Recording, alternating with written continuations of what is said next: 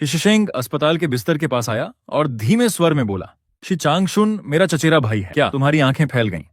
मैं तुम्हें और शी परिवार को इतने सालों से जानता हूँ, लेकिन मैंने ये बात कभी नहीं सुनी। शी शिशेंग ने जल्दी से समझाया, मेरा बड़ा चचेरा भाई बचपन से ही बाहर रहता था। मेरे बड़े चाचा और चाची के निधन के बाद ही वह वापस परिवार में लौटा है। उसे लौटे अभी सिर्फ 2-3 साल हुए हैं। ये सुनकर तुम्हें अचानक पुरानी बात याद आ गई। कई साल पहले शी परिवार के बड़े बेटे ने एक साधारण महिला के लिए परिवार से रिश्ता तोड़ लिया था और घर छोड़ दिया था।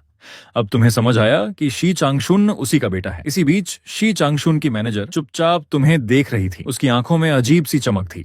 उसने पहले ही सुन रखा था कि शेन छिंगचियो की शादी एक बड़े घराने के युवक से हुई है, लेकिन तुम्हें सामने देखकर वह और भी हैरान रह गई। तुम्हारा चेहरा, व्यक्तित्व और आभा किसी फिल्म स्टार से कम नहीं थे।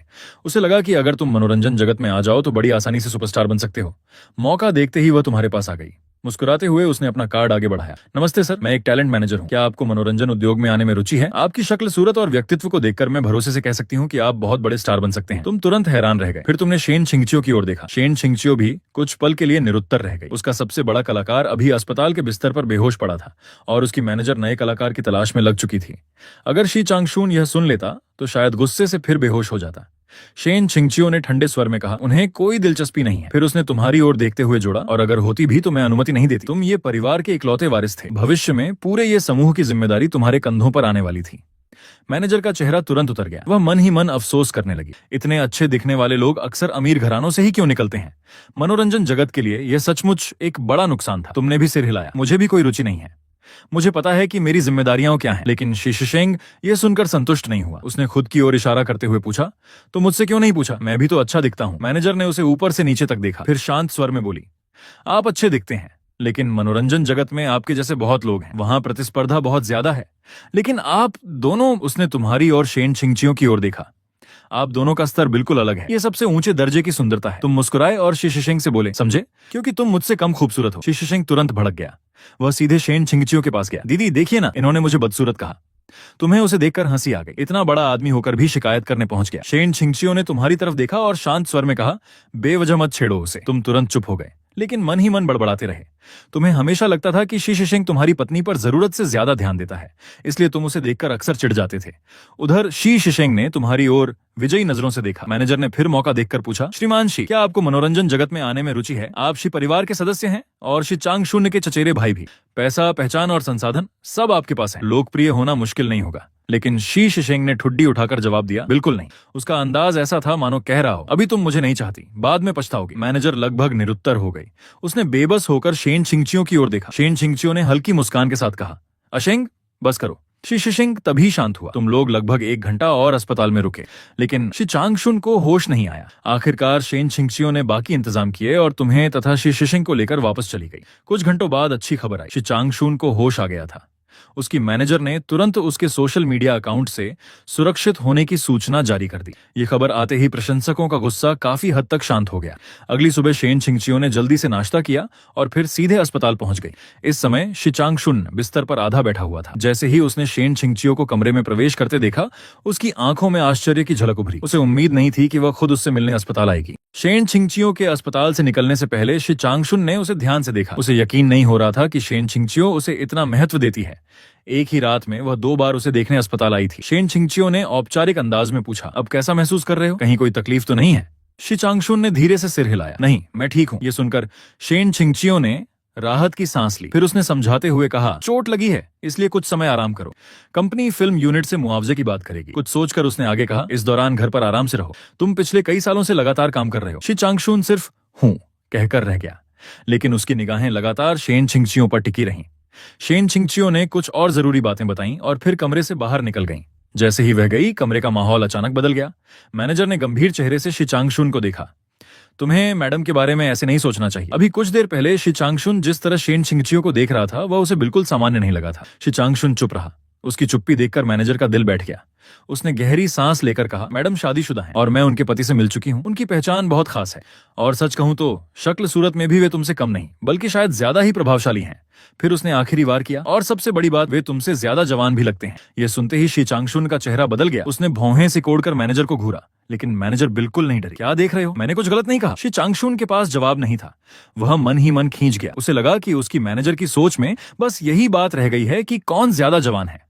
क्या वफादारी और चरित्र जैसी चीजों की कोई कीमत नहीं? और फिर वह खुद भी तो ज्यादा उम्र का नहीं था, उसकी उम्र भी ज्यादा नहीं थी, ऊपर से वह वर्षों से नियमित व्यायाम करता आ रहा था। उसकी फिटनेस और शारीरिक अनुशासन उद्योग में मशहूर था। कम से कम इस मामले में उसे खुद पर पूरा भरोसा था। उधर शेन छिंगचियो ने अस्पताल से निकलने के बाद तुरंत घर के प्रबंधक झाओ को फोन किया।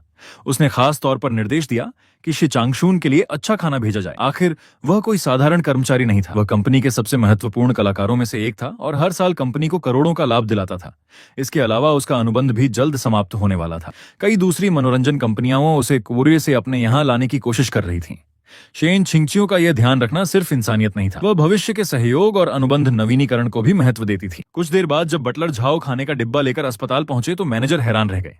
आप लोग कौन हैं? झाओ ने विनम्र मुस्कान के साथ उत्तर दिया, मैं ये परिवार का मुख्य प्रबंधक हूँ, मेरा उपनाम झाओ है। यंग मैडम ने मुझे शी साहब के लिए भोजन पहुंचाने भेजा है। मैनेजर चौंक गए। Young madam? झाओ मुस्कुराए और बोले, हमारी यंग मैडम यानी शेन छिंगचियो। मैनेजर ने गहरी सांस ली। ये परिवार का बटलर? सी सिटी में ये उपनाम वाला इतना प्रभावशाली परिवार तो सिर्फ वही था जिसकी दौलत का मुकाबला करना लगभग नामुमकिन था। उसके मन में तूफान उठ गया। वह तुरंत झाओ बटलर को सम्मान के साथ अंदर ले आई। झाओ बटलर ने शी चांगशून को एक नजर देखा। मन ही मन उन्होंने सोचा, ये टॉप स्टार वाकई अच्छा दिखता है, लेकिन हमारे युवा मालिक के सामने तो यह भी फीका पड़ जाता है। उधर शी चांगशून का मन बेहद उलझा हुआ था। जब भी उसे तुम्हारी याद आती उसे झुंझलाहट होती, लेकिन जैसे ही वह सोचता कि यह सब शेन छिंगचियो ने खास तौर पर उसके लिए भेजा है, उसके दिल में खुशी भी होने लगती। झाओ बटलर खाना देकर चले गए। उनके जाते ही मैनेजर ने फिर से उसकी उम्मीदों पर ठंडा पानी डाल दिया। तुम आखिर किस बात में उनसे मुकाबला करोगे? शी चांगशून चुप हो गया। मैनेजर ने बिना रुके कहना जारी रखा, ये परिवार देश के सबसे अमीर परिवारों में से है, युवा मालिक परिवार के इकलौते वारिस हैं। मान लो कि तुम पूरे शी परिवार की संपत्ति भी विरासत में पालो, तब भी उनकी बराबरी नहीं कर पाओगे। और ऊपर से उनका चेहरा भी। तुम्हें सच में ये सब भूल जाना चाहिए। अगर प्यार करना है तो किसी अविवाहित और उपलब्ध लड़की से करो। किसी शादीशुदा महिला के बारे में सोचना तुम्हारे लिए अच्छा नहीं होगा। आखिरकार शी चांगशून का धैर्य जवाब दे गया। उसने ठंडे स्वर में कहा, अगर आप और बोली तो मैं कंपनी से नया मैनेजर मांग लूंगा। मैनेजर तुरंत चुप हो गई। फिर भी वो बड़बड़ाई, मैं तो सिर्फ तुम्हारी भलाई चाहती हूँ। लेकिन शी चांगशून ने आंखें बंद कर लीं और उसे पूरी तरह अनदेखा कर दिया। उसी समय झाओ बटलर ने तुम्हें फोन किया। उन्होंने बताया कि शेन छिंगचियो ने उन्हें शी चांगशून के लिए दोपहर का खाना भेजने को कहा है। ये सुनते ही तुम्हारा मूड खराब हो गया। क्या शी चांगशून के पास पैसे नहीं है या उसकी देखभाल करने वाला कोई नहीं है? शेन छिंगचियो को उसकी इतनी चिंता क्यों हो रही थी? तुम इतने समय से उसके साथ थे, लेकिन उसने कभी झाओ बटलर से तुम्हारे लिए खाना नहीं भिजवाया था, और अब वह किसी दूसरे आदमी के लिए इतनी फिक्र कर रही थी। जितना ज्यादा तुम सोचते उतना ही परेशान होते। शाम को जब तुम घर पहुंचे तो देखा कि 3 नौकर 6 बड़े बड़े 4 स्तरीय टिफिन बॉक्स तैयार कर रहे हैं। तुमने भौहें सिकोड़ ली। एक आदमी इतना खाना खाएगा? झाओ बटलर मुस्कुराए। ये सिर्फ शी साहब के लिए नहीं है, इसमें युवा मालकिन का खाना भी है। तुम्हारा दिल धक से रह गया। शेन छिंगचियो का भी? हाँ। झाओ बटलर ने सिर हिलाया। युवा मालकिन ने कहा है कि ऑफिस के बाद वह अस्पताल जाकर शी साहब से मिलेंगी, इसलिए उनका खाना भी साथ भेजा जा रहा है। तुम्हारे दिमाग में जैसे विस्फोट हो गया। कल रात वह अस्पताल गई थी, सुबह ऑफिस जाते समय भी गई थी, और अब शाम को भी जा रही थी। एक ही दिन में 3 बार। तुम्हारा चेहरा तुरंत उतर गया, लेकिन तुमने कुछ नहीं कहा। झाओ बटलर ने तुम्हारी प्रतिक्रिया देखी और मुस्कुराए। फिर अचानक बोले, युवा मालिक, आज घर में बहुत काम है, इतना काम कि आपको खुद खाना पहुंचाने जाना पड़ेगा। तुमने भौहें चढ़ा ली। मैं क्यों जाऊं? सच कहें तो इस समय तुम्हारा मन खाना नहीं, झर पहुंचाने का था। झाओ बटलर ने तुरंत दयनीय चेहरा बना लिया। घर के सारे लोग बहुत व्यस्त हैं, कृपया मेरी मदद कर दीजिए। अगर मैं युवा मालकिन का काम ठीक से नहीं कर पाया तो नौकरी चली जाएगी। मेरे ऊपर बहुत जिम्मेदारियां हैं। तुमने उसे घूरा। कई वर्षों की उसकी सेवा याद करके आखिरकार कहा, ठीक है, सिर्फ इस बार। झाओ बटलर तुरंत खिल उठे। युवा मालिक दुनिया के सबसे दयालु इंसान है। तुमने बस ठंडी आवाज में हुंकार भरी। कुछ देर बाद तुम अस्पताल की ओर रवाना हो गए। तुम आगे चल रहे थे, पीछे 3 नौकरानियां टिफिन उठाए चल रही थीं। तुम्हारा चेहरा इतना ठंडा था कि कोई भी तुम्हारे पास आने की हिम्मत न करे। आखिरकार तुम वीआईपी वार्ड तक पहुंच गए।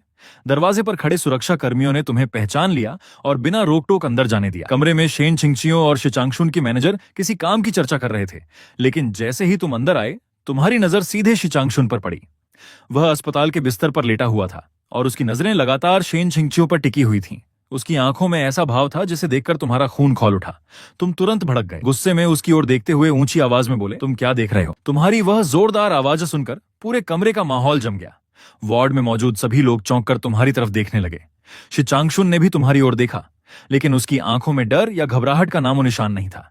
यह देखकर तुम और भी नाराज हो गए। अगर वह घायल मरीज न होता तो शायद तुम उसी समय उससे भिड़ पड़ते। शेन छिंगचियो तुरंत तुम्हारे पास आई। उसने धीरे से पूछा, क्या हुआ? तुमने बस ठंडा चेहरा बनाए रखा और कुछ नहीं कहा। आखिर तुम क्या कहते? क्या सबके सामने यह बोलते कि वह तुम्हारी पत्नी को अजीब निगाहों से देख रहा था? शेन छिंगचियो ने देखा कि तुम चुप हो। फिर उसने शी चांगशुन की ओर देखा, लेकिन शी चांगशुन भी कुछ नहीं बोला। उधर मैनेजर का दिल लगभग बैठ चुका था। उसे अंदाजा लग चुका था कि सारी समस्या शायद शी चांगशुन की निगाहों की वजह से हुई है। स्थिति संभालने के लिए शेन छिंगचियो ने विषय बदल दिया। तुम यहाँ कैसे आए? तब जाकर तुमने जवाब दिया, जाओ बटलर व्यस्त थे, उन्होंने मुझे खाना पहुंचाने भेज दिया। शेन छिंगचियो की नजर तुम्हारे पीछे खड़ी नौकरानियों पर गई, जो बड़े बड़े टिफिन पकड़े हुए थी। फिर उसने तुम्हारे खाली हाथों की ओर देखा। अचानक उसके चेहरे पर हल्की मुस्कान आ गई। तुम्हें तकलीफ हुई? उसकी आवाज बहुत नरम थी। तुमने मुंह फेरकर बस हूं कहा, लेकिन तुम्हारा चेहरा पहले से काफी नरम पड़ चुका था। फिर उसने पूछा, तुमने खाना खाया? नहीं। तो हमारे साथ खा लो। उसने टिफिन की ओर इशारा किया। झाओ बटलर बहुत सारा खाना भेज कर गए हैं, 4 लोगों के लिए काफी है। खाने के बाद मैं और मैनेजर कुछ काम की बातें निपटा लेंगे, फिर हम साथ घर चलेंगे। ये सुनकर तुम्हारा मूड काफी बेहतर हो गया। असल में तुम 1 मिनट भी वहां नहीं रुकना चाहते थे, लेकिन शेन छिंगचियो की नरम आवाज और साथ घर चलेंगे वाले शब्दों ने तुम्हारा सारा गुस्सा आधा कर दिया। और फिर अगर तुम चले जाते तो शी चांगशुन को उसे देखने का मौका मिल जाता। ऐसा तो तुम बिल्कुल नहीं होने देने वाले थे, इसलिए तुमने तुरंत सिर हिला दिया। ठीक है। शेन छिंगचियो ने नौकरानियों को खाना लगाने के लिए कहा। उधर मैनेजर ने जल्दी से शी चांगशुन की ओर देखा। तुम घायल हो, बिस्तर पर ही खाना खा लो। लेकिन शी चांगशुन ने सिर हिला दिया। नहीं, मैं सबके साथ बैठकर खाऊंगा। मैनेजर ने हार मान ली। उसने जितना समझाना था समझा दिया था, अब वह कुछ नहीं कर सकती थी। कुछ ही देर बाद चारों लोग एक ही मेज पर बैठे थे। माहौल अजीब तरह से शांत था। तुमने चुपचाप शी चांगशुन को देखा।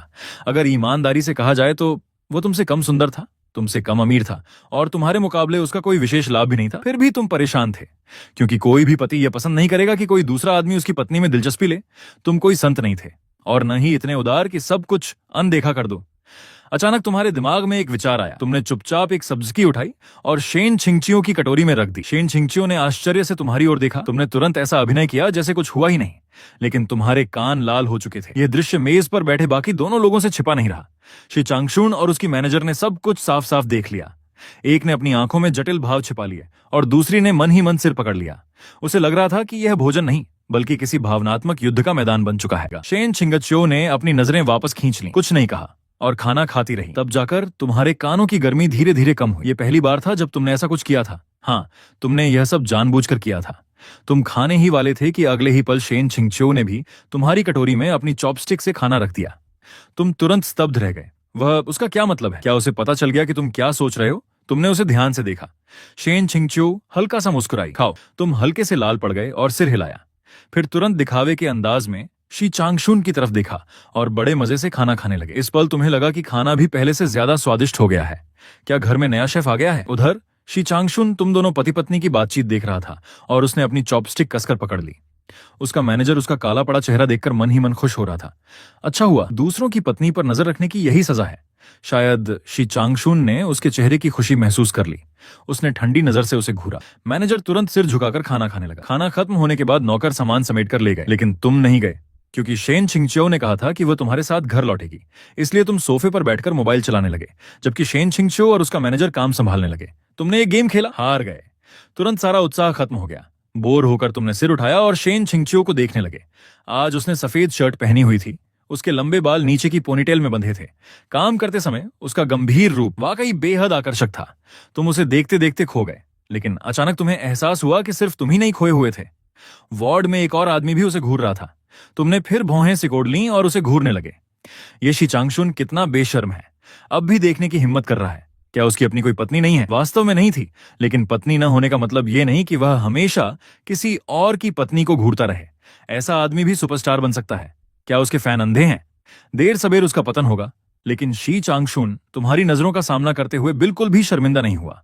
तुम और ज्यादा गुस्सा हो गए। तुम्हारा मन कर रहा था उसकी आंखें ही निकाल दो, लेकिन उसे कोई फर्क नहीं पड़ा, बल्कि उसने तुम्हें उकसाने वाली नजर से देखा। गुस्से में तुम्हारी मुट्ठियां तक भींच गईं, लेकिन तुम शेन छिंगचियो के सामने झगड़ा नहीं करना चाहते थे और न ही उसकी चाल में फंसना चाहते थे।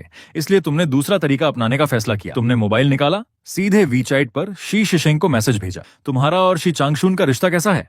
शी शिशेंग ने तुरंत जवाब दिया। ये क्यों पूछ रहे हो? तुमने अधीर होकर लिखा। जो पूछा है उसका जवाब दो। कुछ देर बाद उसने जवाब दिया, साधारण है, अजनबियों से बस थोड़ा बेहतर। तुम्हारे होंठों पर ठंडी मुस्कान आ गई। तुमने तुरंत टाइप किया, अगर किसी दिन वो तुम्हारे साथ पारिवारिक संपत्ति के लिए लड़ाई करे तो बेझिझक उसकी पिटाई करना। मैं बिना किसी शर्त के तुम्हारा समर्थन करूंगा। शी शिशेंग ने लगातार कई सवालिया संदेश भेज दिए। तुम क्या कह रहे हो? बस मेरी बात याद रखना। तुम अभी उससे चैट कर ही रहे थे कि अचानक शेन छिंगचियो की आवाज आई, ये श्वान, चलें। शेन छिंगचियो ने शी चांगशुन को कुछ बातें समझाईं। उसे कहा कि वह आराम से अपना इलाज करवाए, कंपनी की चिंता करने की जरूरत नहीं है।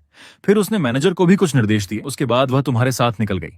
मैनेजर तुम दोनों की जाती हुई पीठ को देखकर धीरे से बोला, दोनों सच में बहुत अच्छे लगते हैं साथ में। शी चांगशुन ने उसे ठंडी नजर से देखा और सीधे आंखें बंद कर लीं। घर लौटने के बाद आखिरकार तुम खुद को रोक नहीं पाए और शेन छिंगचियो से पूछा, क्या शी चांगशुन कंपनी के लिए बहुत पैसा कमाता है? उसे थोड़ा आश्चर्य हुआ कि तुम ऐसा सवाल पूछोगे, फिर भी उसने सिर हिला दिया। तुमने तुरंत पूछा, कितना? शेन छिंगचियो हैरान तो हुई लेकिन जवाब दिया, साल में लगभग 2 से 300 मिलियन युआन। तुम्हारा मुंह खुला रह गया, अनायास ही एक शब्द निकला, लेकिन उसके बाद कुछ कह नहीं पाए। शेन छिंगचियो ने तुम्हें देखा और धीरे से पूछा, क्या हुआ? तुम्हारा सारा जोश अचानक खत्म हो गया। तुम उदास स्वर में बोले, कुछ नहीं। असल में तुम कहना चाहते थे कि तुम उसे 200-300 मिलियन देकर शेन छिंगचियो और शी चांगशुन को अलग करवा दोगे, लेकिन तभी तुम्हें याद आया तुम्हारे पास 200-300 मिलियन तो दूर, शेन छिंगचियो के लिए एक अंगूठी खरीदने तक के पैसे नहीं थे। इन पैसों के लिए भी तुम्हें दादाजी से ही मांगना पड़ता था। फेंक परिवार के युवा मालिक, ये परिवार के युवराज, ये परिवार के भावी उत्तराधिकारी, ये सारे खिताब सुनने में बहुत चमकदार लगते थे, लेकिन असलियत कुछ और ही थी। तुम जैसे प्रतिष्ठित युवराज के पास 200-300 मिलियन युआन तक नहीं थे। तुम शायद दुनिया के सबसे गरीब युवराज थे।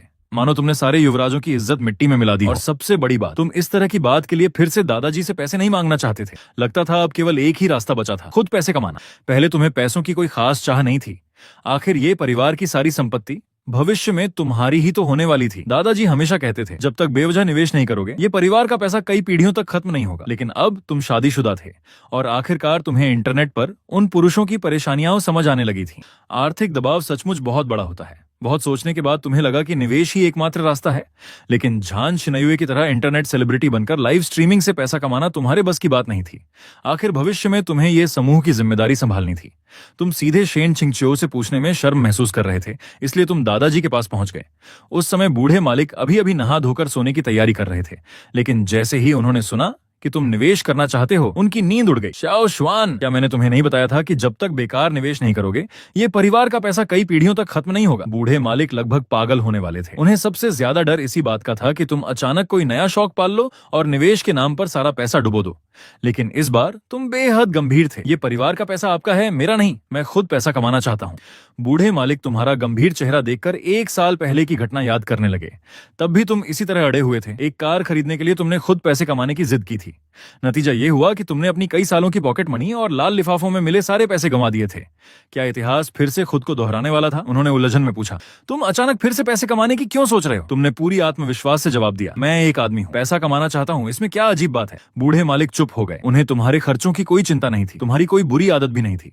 फिर अचानक तुम्हें पैसे कमाने का इतना जुनून क्यों चढ़ गया? उन्होंने सावधानी से पूछा। अगर तुम्हें पैसे चाहिए तो कितने चाहिए? मैं दे देता हूँ, बस हाथ जोड़कर विनती है, निवेश करने मत जाना। लेकिन तुम पहले से भी ज्यादा दृढ़ थे। मुझे खुद कमाना है। दूसरों पर निर्भर रहने से बेहतर है खुद पर भरोसा करना। मैं हर बार दादाजी के सामने हाथ नहीं फैला सकता। अगर मैं आपसे पैसे नहीं मांगूंगा तो कम से कम मुझे ये बता दीजिए कि आजकल किस चीज में निवेश करने से सबसे ज्यादा पैसा कमाया जा सकता है। बूढ़े मालिक ने तुम्हें बेबस नजरों से देखा। अभी तो तुम मुझसे पैसे नहीं मांग रहे, लेकिन जब सब गंवा दोगे तब फिर मेरे पास ही आना पड़ेगा। उन्होंने जिंदगी भर कारोबार किया था, इतना हिसाब किताब तो उन्हें अच्छी तरह समझ में आता था। अगर युवा मालिक ये शुआन कर्ज लेना चाहे तो अरबों की रकम भी लोग खुशी खुशी उधार दे देंगे। आखिर ये परिवार के सैकड़ों 5 स्टार होटल ही हजारों करोड़ की संपत्ति के बराबर थे। कुछ देर सोचने के बाद बूढ़े मालिक ने आह भरी, एक MCN कंपनी खोल लो। आजकल इंटरनेट सेलिब्रिटी बहुत पैसा कमाते हैं। विज्ञापन और लाइव स्ट्रीमिंग मुख्य धारा बन चुके हैं। तुम तुरंत चुप हो गए। फिर बूढ़े मालिक ने एक और बात जोड़ दी, और शेन छिंगचियो भी इसी क्षेत्र में काम करती है। अगर कुछ समझ ना आए तो उससे पूछ लेना। असल में बूढ़े मालिक तुम्हारे लिए पहले से ही सुरक्षित रास्ता छोड़ रहे थे। शेन छिंगचियो की निगरानी में तुम चाहे नुकसान भी करो, बहुत बड़ा नुकसान नहीं होगा। तुम्हारी आंखें तुरंत चमक उठी। सही बात है, MCN कंपनी खोलूंगा। जो नहीं समझूंगा वह शेन छिंगचियो से पूछ लूंगा। इस तरह तो रोज उससे मिलने और बात करने का मौका मिलेगा, और वह देखेगी कि तुम एक महत्वाकांक्षी और मेहनती इंसान हो। ये सोचकर तुम खुशी खुशी चले गए। पीछे सिर्फ बूढ़े मालिक रह गए, जो अव्यवस्थित मन से खड़े होकर चुपचाप प्रार्थना कर रहे थे कि इस बार तुम फिर से सब कुछ बर्बाद न कर बैठो। जैसे ही तुम बेडरूम में लौटे, देखा कि शेन छिंगचियो अभी अभी नहाकर निकली है। तुमने उत्साह से घोषणा की, मैं MCN कंपनी खोलने वाला हूँ। शेन छिंगचियो थोड़ी हैरान हुई। दादाजी मान गए? तुमने जोर से सिर हिलाया। हाँ, यही तो दादाजी का सुझाव था। थोड़ा सोचते ही शेन छिंगचियो समझ गई। ये तो साफ था कि बूढ़े मालिक चाहते थे कि तुम दोनों एक ही क्षेत्र में काम करो ताकि वो तुम्हें कभी भी मार्गदर्शन दे सके। इसलिए शेन छिंगचियो मुस्कुराकर बोली, अगर कुछ समझ ना आए तो मुझसे पूछ लेना। तुम तो इसी बात का इंतजार कर रहे थे। तुरंत मुर्गे की तरह सिर हिलाने लगे। फिर शेन छिंगचियो ने कहा, जाओ अब नहा लो, तुम्हारी आंखें फिर चमक उठी। शेन छिंगचो तुम्हें नहाने के लिए कह रही थी, लेकिन अगले ही पल उसने हल्की मुस्कान के साथ सहज स्वर में कहा, मेरा पीरियड चल रहा है। तुम वहीं जड़ हो गए। अनायास एक नजर डाली, फिर निराश होकर आह भर दी और चुपचाप नहाने चले गए। बाथरूम में पहुंचते ही तुमने मोबाइल निकाल लिया और खोजने लगे। महिलाओं का पीरियड आमतौर पर कितने दिन चलता है? क्या पीरियड के दौरान पति पत्नी साथ रह सकते हैं? खोज के नतीजे देखकर तुम्हारा दिल आधा टूट गया। आमतौर पर 7 दिन, और इस दौरान ऐसा नहीं करना चाहिए। तुम पूरी तरह निराश हो गए। 7 दिन का संयम। अभी अभी शादी करने वाले तुम्हारे लिए यह किसी यातना से कम नहीं था। और उससे भी बुरी बात यह थी कि इंटरनेट पर लिखा था कि पीरियड खत्म होने के बाद शुरुआती 1-2 दिन भी सावधानी रखनी चाहिए। तुमने उंगलियों पर हिसाब लगाया। पूरे 10 दिन, मानो आसमान ही टूट पड़ा हो। शेन छिंगचो ने देखा कि तुम बाथरूम से ऐसे बाहर आए जैसे जीवन का सारा उत्साह खत्म हो गया हो। वह पूरी तरह उलझ गई। आखिर बाथरूम के अंदर ऐसा क्या हुआ था? तुम बिस्तर पर आकर उसके बगल में लेट गए, अचानक अपना हाथ उसके पेट पर रख दिया। क्या तुम्हारे पेट में दर्द हो रहा है? तुम्हें इतना तो पता था कि कई महिलाओं को पीरियड के दौरान पेट दर्द होता है। नहीं, शेन छिंगचो ने जवाब दिया। तुम हैरान रह गए। दर्द नहीं होता? हाँ, उसने सिर हिलाया। अब तुम और भी उलझ गए। लेकिन टीवी में तो हर महिला को बहुत दर्द होता है। तुम्हारी बात सुनकर शेन छिंगचो हंस पड़ी। हर किसी को दर्द नहीं होता। टीवी में जो दर्द से बेहोश हो जाती हैं वे बहुत कम मामले होते हैं। ज्यादातर लोगों को या तो दर्द नहीं होता या बहुत हल्की असुविधा होती है। तब जाकर तुम्हें समझ आया। इतने सालों से तुम टीवी धारावाहिकों के धोखे में जी रहे थे। तुम्हें अचानक थोड़ी शर्म महसूस हुई। असल में तुम सोच रहे थे कि उसका पेट दबाकर आराम दोगे और उसके लिए गुड़ वाली चाय या मीठा पेय बनवाओगे, लेकिन अब लगता था कि उसकी जरूरत ही नहीं है। तुम हाथ वापस खींचने वाले थे कि शेन छिंगचो मुस्कुराकर बोली, तुम्हारे हाथ बहुत गर्म है, अच्छा लगता है। वह तुम्हारी परवाह और सद्भावना को ठुकराना नहीं चाहती थी। दिल की गहराइयों में वह भी तुम्हारे साथ अच्छी जिंदगी बिताना चाहती थी। शादी के बाद से अब तक वह तुमसे काफी संतुष्ट थी। तुम उसकी उम्मीदों से कहीं बेहतर निकले थे। तुम्हारे गाल हल्के लाल हो गए। तुम्हारा हाथ उसी तरह उसके पेट पर टिका रहा। इस बार तुमने उसे वापस नहीं खींचा। आमतौर पर इस समय पति पत्नी अपना निजी समय बिताते थे, लेकिन आज ऐसा संभव नहीं था। इसलिए शेन छिंगचो ने सोचा कि थोड़ा बातचीत कर ली जाए। उसने उत्सुकता से पूछा, अचानक एमसीएन कंपनी खोलने का विचार कैसे आया? तुमने सहज भाव से जवाब देना शुरू किया, कुछ खास नहीं, बस लगा कि अब मैं 22 साल का हो गया हूं, इसलिए खुद पैसे कमाने चाहिए। शेन छिंगचो ने सिर हिलाया। फिर उसने तुम्हें इंटरनेट सेलिब्रिटी, लाइव स्ट्रीमिंग और ई कॉमर्स के बारे में बहुत सारी बातें समझाई। तुम असाधारण रूप से ध्यान लगाकर सुनते रहे। अपने पास बैठी शेन छिंगचो को देखते हुए तुम्हें अचानक एहसास हुआ, हर रात वही सब करना जरूरी नहीं होता। कभी कभी यूं ही साथ लेटकर बातें करना भी बहुत अच्छा लगता है। बात करते करते अचानक शेन छिंगचो ने विषय बदल दिया। आज अस्पताल में तुम शी चांगशुन पर क्यों चिल्ला रहे थे? तुम तुरंत घबरा गए। कुछ नहीं, सच में कुछ नहीं। शेन छिंगचो को विश्वास नहीं हुआ, लेकिन तुम आखिर तक अपनी बात पर अड़े रहे। जब उसने देखा कि तुम बताना नहीं चाहते तो उसने भी जोर नहीं दिया, सीधे लाइट बंद की और सो गई। अगली सुबह जब तुम घर से निकल रहे थे तो यूं ही सहजता से पूछ बैठे, क्या आज तुम शी चांगशुन से मिलने जाओगी? शेन छिंगचो ने सिर हिलाया। नहीं, उसकी हालत अब स्थिर है। ये सुनते ही तुम्हारे दिल में छिपी हुई खुशी की एक लहर दौड़ गई। इसके बाद तुम दोनों अपने अपने काम पर निकल गए, लेकिन दोपहर होते होते तुम खुद को रोक नहीं पाए और शेन छिंगचो को संदेश भेज दिया। तुमने उसे साथ में दोपहर का भोजन करने के लिए बुलाया, साथ ही कहा कि तुम किसी से उसकी मुलाकात करवाना चाहते हो। तुम्हारा विचार बहुत सीधा था। पहला, तुम शेन छिंगचो के साथ खाना खाना चाहते थे। तुम्हें डर था कि अगर तुमने उसे नहीं बुलाया तो शायद वह शी चांगशुन के पास चली जाएगी। दूसरा, तुम सचमुच किसी को साथ लाए थे। तुम जानते थे कि तुम्हारा मुख्य ध्यान नाइट मार्केट व्यवसाय पर रहेगा, इसलिए एमसीएन कंपनी में तुम सिर्फ निवेश करोगे, प्रबंधन का काम पेशेवर लोगों को सौंप दोगे। इसी वजह से तुमने एक मैनेजर ढूंढा था। तुम चाहते थे कि शेन छिंगचो उसकी योग्यता परख ले। शेन छिंगचो तुरंत मान गई। तुम दोनों ने दोनों कंपनियों के बीच स्थित एक रेस्तरां में मिलने का समय तय किया। खाने की मेज पर शेन छिंगचो और उस व्यक्ति वांग चांग के बीच काफी देर तक गंभीर चर्चा होती रही। तुम एक तरफ बैठकर चुपचाप सुनते रहे। खाना खत्म होने और अलग होने के बाद शेन छिंगचो ने वीचैट पर तुम्हें संदेश भेजा। वांग चांग की क्षमता में कोई समस्या नहीं है। जहां तक उसके चरित्र की बात है, उसकी जांच तुम्हें खुद करनी होगी। तुमने सोचा कि जिस दोस्त ने वांग चांग की सिफारिश की है वह भरोसेमंद है, इसलिए बिना ज्यादा सोचे सीधे 50 लाख युआन का निवेश कर दिया और वांग चांग को काम शुरू करने के लिए कह दिया। वांग चांग पहले से ही तुम्हारी पहचान जानता था। वह जानता था कि तुम ये परिवार के युवराज हो। उसने उसी समय तय कर लिया कि वह पूरी लगन से तुम्हारे साथ काम करेगा। आखिर यह उसके लिए सफलता की सीढ़ी साबित हो सकती थी। उधर अचानक शेन छिंगचो इंटरनेट पर चर्चा का विषय बन गई। कारण यह था कि पत्रकारों ने शी चांगशुन के अस्पताल के कमरे का पता लगा लिया था और शेन छिंगचो के उसके कमरे में आने जाने की तस्वीरें भी खींच ली थीं। गॉसिप मीडिया ने तो और भी सनसनीखेज शीर्षक लगा दिया। शीर्ष स्टार घायल, प्रेमिका देर रात मिलने पहुंची, रोते हुए हुई भावुक। जैसे ही तस्वीरें और वीडियो सामने आई, शी चांगशुन के प्रशंसकों में हड़कंप मच गया। कई प्रशंसक रोते रोते कहने लगे कि वे अब उसका समर्थन नहीं करेंगे। वे उसे बुरा भला कहने लगे। करियर के सबसे महत्वपूर्ण दौर में भी इसे सिर्फ प्रेम संबंधों की पड़ी है। कुछ लोगों ने शेन छिंगचो के कपड़ों और गहनों की भी जांच शुरू कर दी। पता चला कि सिर से पांव तक उसने महंगे लग्जरी ब्रांड पहने हुए थे। उसका पूरा पहनावा लगभग 10 लाख युआन का था। प्रतिद्वंद्वी फैन ग्रुप ने तुरंत ताना मारना शुरू कर दिया, तुम लोग अपने स्टार पर जो पैसा खर्च करते हो वह सब अपनी गर्लफ्रेंड पर खर्च कर रहा है। बस फिर क्या था, शी चांगशुन के प्रशंसकों का धैर्य पूरी तरह टूट गया। वे उसके सोशल मीडिया अकाउंट पर टूट पड़े। कोई पैसे वापस मांग रहा था तो कोई शेन छिंगचो को गालियां दे रहा था। कहानी यहीं पर और भी बड़े तूफान की ओर बढ़ने लगी। मामला इतनी तेजी से फैल गया कि जब तक शेन छिंगचो को इसकी खबर लगी तब तक प्रशंसकों की भावनाएं पूरी तरह बेकाबू हो चुकी थीं। पूरा इंटरनेट समर्थन छोड़ने और पैसे वापस मांगने की बात कर रहा था। शेन छिंगचो ने तुरंत शी चांगशुन की मैनेजर ये लिन से संपर्क किया और कहा कि वह शी चांगशुन के आधिकारिक सोशल मीडिया अकाउंट से बयान जारी करे। ये लिन ने वैसा ही किया। उसने स्पष्ट किया कि शेन छिंगचो उसकी प्रेमिका नहीं है, लेकिन प्रशंसकों ने इस पर बिल्कुल विश्वास नहीं किया। उनके लिए यह सिर्फ एक बहाना था। शेन छिंगचो मूल रूप से अपनी पहचान सार्वजनिक नहीं करना चाहती थी। वह एक कंपनी की मालिक थी, कोई कलाकार नहीं। लेकिन अब उसके पास कोई और विकल्प नहीं था, इसलिए उसने खुद एक सोशल मीडिया अकाउंट बनाया और व्यक्तिगत रूप से एक आधिकारिक बयान जारी किया। उसने बताया कि वह शी चांगशुन की प्रेमिका नहीं बल्कि उसकी बॉस है। साथ ही अपनी तस्वीर भी पोस्ट कर दी। शुरुआत में किसी ने विश्वास नहीं किया। शेन छिंगचो बहुत युवा और बेहद खूबसूरत थी। लोग ये मानने को ज्यादा तैयार थे कि उसने अपनी सुंदरता से शी चांगशुन को आकर्षित किया होगा, बजाय इसके कि इतनी कम उम्र में वह एक मनोरंजन कंपनी की सीईओ हो सकती है। लेकिन इंटरनेट के खोजी लोगों ने जल्द ही उसकी असली पहचान उजागर कर दी। वह शेन परिवार की बड़ी बेटी थी, एक असली शीर्ष स्तर की अमीर उत्तराधिकारी। वह कोई प्रेमिका नहीं थी, वह वास्तव में शी चांगशुन की मालिक थी। ये सच सामने आते ही शी चांगशुन के प्रशंसक चुप हो गए। उनका पूरा बचाव तंत्र टूट गया।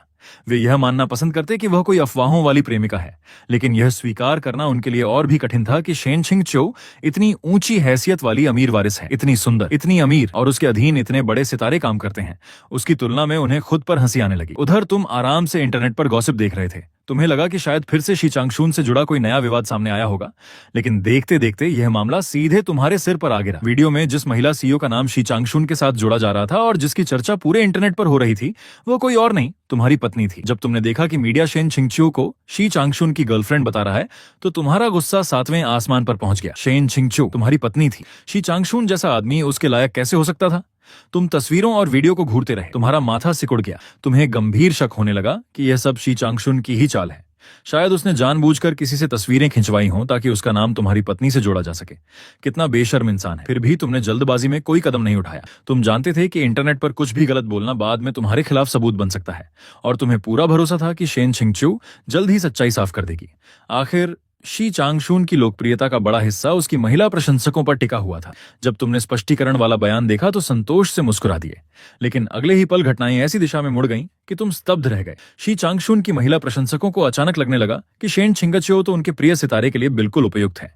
कुछ लोगों ने तो दोनों की जोड़ी का समर्थन करना भी शुरू कर दिया। तुरंत एक फैन कपल नाम तक बना दिया गया। तुम्हारा गुस्सा फिर भड़क उठा। ये प्रशंसक आखिर सोच क्या रहे थे? क्या उन्हें यह नहीं कहना चाहिए था कि दुनिया की कोई भी महिला उनके स्टार के योग्य नहीं है? क्या उन्हें हर रिश्ते का विरोध नहीं करना चाहिए था? फिर अब वे खुद उसके लिए रिश्ता क्यों जोड़ रहे थे? ये पीढ़ी के प्रशंसक सचमुच अजीब थे। गुस्से में तुमने शेन छिंगचो का अकाउंट खोल लिया और देखते ही दंग रह गए। जो अकाउंट सिर्फ बयान जारी करने के लिए बनाया गया था, उसने आधे दिन में ही लाखों नहीं तो सैकड़ों हजार फॉलोअर्स जुटा लिए थे। और कमेंट सेक्शन, वह तो मानो ऑनलाइन विवाह मंडप बन चुका था। सीईओ दीदी, प्लीज हमारे भाई को अपना बना लीजिए। अगर आप उससे शादी कर लेंगी तो उसकी सारी कमाई भी आपकी ही होगी। मुझे ये भाभी मंजूर है। युवा, खूबसूरत और अमीर, इस रिश्ते के लिए मैं दोनों हाथ और दोनों पैर उठाकर समर्थन करता हूँ। इतना ही नहीं, दूसरे कलाकारों के प्रशंसक भी वहां पहुंच गए। वे मजाक मजाक में विनती कर रहे थे कि शेन छिंगचो उनके पसंदीदा सितारों को भी अपने अधीन ले लें। कोई कह रहा था, शी चांगशुन मुख्य पति बने तो हमारा स्टार दूसरा या तीसरा पति बन जाएगा, हमें कोई आपत्ति नहीं। ये सब पढ़कर तुम पूरी तरह अस्त व्यस्त हो गए। आजकल के प्रशंसकों को आखिर हो क्या गया है? क्या उन्हें शिष्टाचार और मर्यादा का मतलब नहीं पता? क्या वे भूल गए हैं कि अब एक ही पति और एक ही पत्नी वाला समाज है? तुम्हें इतना गुस्सा आया कि पूरा शरीर कांपने लगा। आखिर 2 शादी करना कानूनन अपराध है। तुमने सोचा कि शेन छिंगचो ऐसे बेहुदा कमेंट्स देखकर जरूर सामने आएगी और सब कुछ साफ साफ समझाएगी, लेकिन तुम इंतजार करते रहे। 1 दिन, 2 दिन, न तो शेन छिंगचो ने कोई नया बयान दिया और न ही शी चांगशुन की तरफ से कोई प्रतिक्रिया आई। तुम और भी ज्यादा गुस्सा हो गए। आखिरकार तुमने सीधे शेन छिंगचो को फोन मिला दिया। जैसे ही कॉल जुड़ी, तुमने बिना भूमिका बांधे सवाल दाग दिया। क्या तुमने इंटरनेट पर अपने और शी चांगशुन के बारे में चल रही बातें देखी हैं? लेकिन दूसरी तरफ से शेन छिंगचो की आवाज बिल्कुल शांत थी। हाँ तो उसका यह तो सुनते ही तुम्हारा गुस्सा फट पड़ा। उसे अभी भी पूछने की हिम्मत थी कि क्या हुआ? तुमने फोन कसकर पकड़ लिया और दांत भींचते हुए पूछा, तुम स्पष्टीकरण वाला बयान क्यों नहीं जारी करती? लेकिन शेन छिंगचो ने शांत स्वर में कहा, हर बात जनता को समझाना जरूरी नहीं होता। फिर उसने आगे कहा, और फिलहाल यह स्थिति कंपनी और शी चांगशुन दोनों के लिए बहुत फायदेमंद है। लोकप्रियता अपने चरम पर है। उसने बताया कि कुछ ही घंटों में शी चांगशुन के विज्ञापन अभियानों की बिक्री कई गुना बढ़ गई है। ये सुनते ही तुम्हारा धैर्य पूरी तरह टूट गया। शेन छिंगच्यो, हमारा ये परिवार कोई साधारण परिवार नहीं है। हमारी शादी भी सामने है और तुम किसी दूसरे आदमी के साथ अफवाहों में घिरी हुई हो। क्या तुमने कभी ये परिवार की प्रतिष्ठा के बारे में सोचा है? जो लोग सच नहीं जानते वे तो यही समझेंगे कि मैं ये शुआन किसी और के रिश्ते में बीच में आया हूँ। गुस्से से तुम्हारी आवाज तक कांप रही थी, लेकिन शेन छिंगच्यो फिर भी शांत रही। ऐसा नहीं होगा, कुछ दिनों बाद मैं बयान जारी कर दूंगी। कुछ दिनों बाद ये सुनकर तुम्हें सब समझ आ गया। वह मान चुकी थी कि वह सबसे पहले एक व्यवसायी है। वह इस समय की लोकप्रियता और उससे मिलने वाले लाभ को खोना नहीं चाहती थी। गुस्से में तुमने तुरंत फोन काट दिया। तुम उसका हिसाब किताब समझते थे। वह सिर्फ इस मौके का फायदा उठाकर शी चांगशुन को और ज्यादा विज्ञापन दिलाना चाहती थी। मनोरंजन उद्योग में यह आम बात थी, लेकिन समझना एक बात थी और उसे स्वीकार करना दूसरी। आखिर तुम्हें यह सब क्यों सहना चाहिए? अगर शी चांगशुन कुछ और विज्ञापन ले भी ले तो उससे कमाया हुआ पैसा क्या तुम्हारी जेब में आने वाला था? और अगर आ भी जाए तो भी तुम्हें उसकी परवाह नहीं थी। तुम ये परिवार के युवराज थे। तुम्हारी प्रतिष्ठा की कीमत कुछ पैसों से नहीं लगाई जा सकती थी। जितना ज्यादा सोचते उतना ज्यादा गुस्सा आता। आखिरकार तुम सीधे दादाजी के पास पहुंच गए। तुम्हारे चेहरे पर गुस्सा साफ दिखाई दे रहा था। ऐसा लग रहा था मानो किसी से लड़ने जा रहे हो। तुम्हें देखते ही बूढ़े मालिक की भौहें फड़कने लगी। उनके दिल में तुरंत एक बुरा ख्याल आया, हे भगवान, कहीं इस लड़के ने निवेश करके फिर से सारा पैसा तो नहीं डुबो दिया। ये बुजुर्ग मालिक मन ही मन परेशान हो उठे। इस बार तो पिछली बार से भी जल्दी हो गया। अभी कितने दिन हुए हैं और इसने फिर सब पैसा डुबो दिया। उन्हें लगने लगा कि उनकी कमाने की रफ्तार शायद तुम्हारे पैसे गंवाने की रफ्तार से भी कम है। शेन छिंगच्यो अभी तक गर्भवती क्यों नहीं हुई? मुझे तो अब नए उत्तराधिकारी को तैयार करने की जल्दी होने लगी है। उन्होंने तुम्हारी तरफ देखा और पूछा, क्या हुआ? तुमने उन्हें एक नजर देखा और नाराजगी से कहा, दादाजी क्या आप इंटरनेट नहीं चलाते? बूढ़े मालिक ने भौहें उठाई। उनकी आवाज में हैरानी थी। क्या इस बार का मामला भी इंटरनेट तक पहुंच गया? उन्हें लगा कि शायद तुमने फिर कोई निवेश में भारी नुकसान कर दिया है और वह खबरों में आ गया है। उनका चेहरा तुरंत गंभीर हो गया। हमारे ये परिवार की 100 साल की प्रतिष्ठा कहीं बर्बाद तो नहीं हो गई? तुमने ठंडे स्वर में सिर हिला दिया। हाँ। बूढ़े मालिक ने तुम्हें घूरा। तुम जरा रुको। फिर उन्होंने मोबाइल उठाया। पहले वह देखना चाहते थे कि मामला कितना बढ़ चुका है, उसके बाद तय करेंगे कि तुम्हें कैसे डांटना है। उधर तुम उन्हें देखकर मन ही मन झुंझला रहे थे। मुझ पर क्यों गुस्सा कर रहे हैं? इस बार गलती मेरी थोड़ी है, मैं तो खुद पीड़ित हूँ। लेकिन जब बूढ़े मालिक ने इंटरनेट खोला तो उन्हें तुम्हारा नाम कहीं दिखाई नहीं दिया। हर जगह सिर्फ शेन छिंगच्यो का नाम ट्रेंड कर रहा था। उन्होंने खबरें खोलकर पढ़ना शुरू किया। पूरा आधा घंटा बीत गया, तब जाकर उन्हें पूरे मामले की शुरुआत से अंत तक समझ आई। इस दौरान तुम न तो कहीं गए और न ही उन्हें जल्दी करने को कहा। तुम बस चुपचाप बैठे रहे। तुम्हें यकीन था कि पूरी बात समझने के बाद ही दादाजी जान पाएंगे कि तुम्हें कितनी ठेस पहुंची है। आखिरकार बूढ़े मालिक ने सिर उठाया। उनकी नजर तुम पर पड़ी। तुम शेन छिंगच्यो और शी चांगशुन वाली बात कर रहे हो? हाँ। तुम्हारा चेहरा फिर से सख्त हो गया। दिल का गुस्सा दोबारा उभर आया। दादाजी बताइए, क्या शेन छिंगच्यो ने हद नहीं कर दी? वह शादीशुदा है, फिर भी इंटरनेट पर खुद को अविवाहित दिखा रही है और लोगों को गलतफहमी पालने दे रही है। तुम्हें पूरा विश्वास था कि दादाजी यह सुनकर भड़क उठेंगे। आखिर ये परिवार की बहू को लोग किसी दूसरे आदमी के साथ जोड़ रहे थे। ये तो सीधे सीधे परिवार की प्रतिष्ठा का अपमान था और दादाजी हमेशा प्रतिष्ठा को सबसे ज्यादा महत्व देते थे। लेकिन तुम इंतजार करते रहे, फिर भी वह गुस्सा नहीं हुए। दादाजी क्या आपको कुछ कहना नहीं है? आखिरकार तुम खुद को रोक नहीं पाए। बूढ़े मालिक कुछ पल सोचते रहे, फिर बोले, वैसे चांगजियांग नाम का यह कपल नाम सुनने में बुरा नहीं है। तुम्हारा दिमाग सुन्न पड़ गया। तुम अविश्वास से उन्हें घूरने लगे। तुम्हें लगा जैसे तुम्हारे कानों ने कुछ गलत सुन लिया हो। दादाजी तुम्हारे सिर पर जैसे आग चढ़ गई। तुम तुरंत फट पड़े। तुम्हें इस हालत में देखकर बूढ़े मालिक जल्दी से समझाने लगे, अरे गुस्सा मत हो, ये सब इंटरनेट वाले लोग हैं, तमाशा देखने के लिए कुछ भी कहते हैं। छिंगच्यो समझदार लड़की है।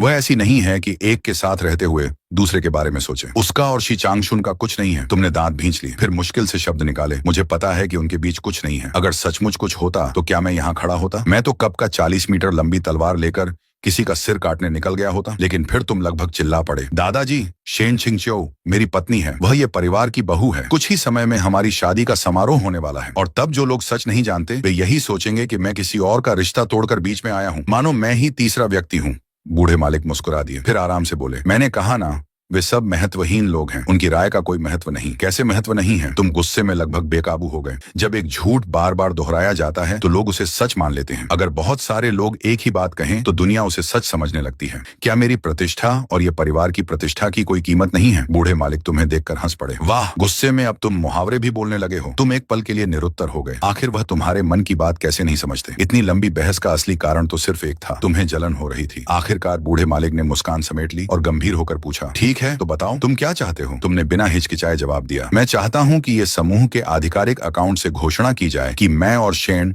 छिंगच्यो पहले से शादीशुदा हैं। तुम जानते थे कि अकेले इंटरनेट पर लाखों लोगों से बहस करके कुछ हासिल नहीं होगा। चाहे कीबोर्ड घिस जाए फिर भी जीत नहीं सकते। इसलिए तुम्हारे हिसाब से सबसे प्रभावी तरीका यही था कि कंपनी का आधिकारिक अकाउंट सामने आए और सच दुनिया को बता दें। बूढ़े मालिक ने सिर हिलाया, ठीक है, ये किया जा सकता है, लेकिन क्या तुम्हें पहले छिंगशो से इस बारे में बात नहीं करनी चाहिए? तुम्हारा चेहरा ठंडा पड़ गया। तुमने कोई जवाब नहीं दिया। दादाजी ने धीरे से याद दिलाया, मुझे डर है कि छिंगशो नाराज हो जाएगी। तुमने तिरस्कार से नाक सिकोड़ ली। वह नाराज होगी? उसे नाराज होने का क्या अधिकार है? अभी बाहर दूसरे आदमी के साथ उसके अफवाहें उड़ रही हैं। गलती उसी की है। वह किस बात पर गुस्सा करेगी? वास्तव में गुस्सा होने का हक तो मेरा है। बूढ़े मालिक ने आह भरी। ठीक है, लेकिन पहले ही बता देता हूँ, अगर छिंगचो सच में नाराज हो गई और तुम दोनों का झगड़ा हो गया तो मुझे दोष मत देना। तुमने भौहें सिकोड़ते हुए कहा, उसका आपसे कोई संबंध नहीं होगा। मैं आपको दोष नहीं दूंगा। इसके बाद बूढ़े मालिक ने तुम्हारे सामने ही जनसंपर्क विभाग के प्रबंधक को फोन लगाया, उन्हें सारी स्थिति समझाई, फिर तुम्हें निर्देश दिया कि तुम प्रबंधक के साथ जाकर आधिकारिक बयान की भाषा तय करो।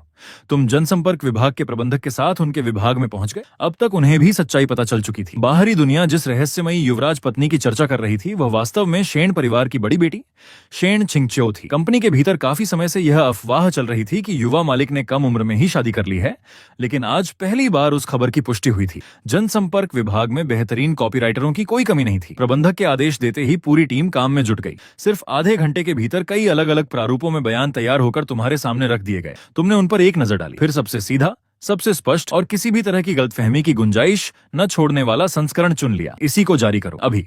तुमने बिना हिचकिचाए आदेश दिया। फिर अचानक तुम्हें एक और बात सूझी, और एक काम करो, इसे ट्रेंड में भी लाओ। इस समय इंटरनेट पर चांगजियांग वाली जोड़ी सबसे ज्यादा चर्चा में थी। ऐसे माहौल में कोई भी छोटी खबर तूफान बन सकती थी, और तुम ठीक यही चाहते थे। तुम इस मौके का पूरा फायदा उठाकर पूरे मामले को एक बार में खत्म कर देना चाहते थे। तुम्हारा इरादा साफ था। इस बार सच्चाई इतनी जोर से सामने आए कि भविष्य में कोई भी शेन छिंगचो और शी चांगशुन को लेकर अफवाह फैलाने की हिम्मत न करे। बिल्कुल आप ही ज्यादा अच्छे लगते हैं, जनसंपर्क प्रबंधक ने बिना एक पल की देर किए जवाब दिया। तुमने आंखें सिकोड़कर उसे गौर से देखा। मुझसे झूठ तो नहीं बोल रहे? सिर्फ मेरी खुशामद तो नहीं कर रहे? बिल्कुल नहीं। प्रबंधक का चेहरा गंभीर था और उसकी आंखें पूरी ईमानदारी से भरी हुई थीं। मैं दिल से सच कह रहा हूं। तुम संतुष्ट होकर सिर हिलाने लगे। मन ही मन सोच रहे थे, जब भविष्य में समूह की पूरी सत्ता तुम्हारे हाथ में आएगी तो सबसे पहले इसी प्रबंधक की तनख्वाह बढ़ाओगे।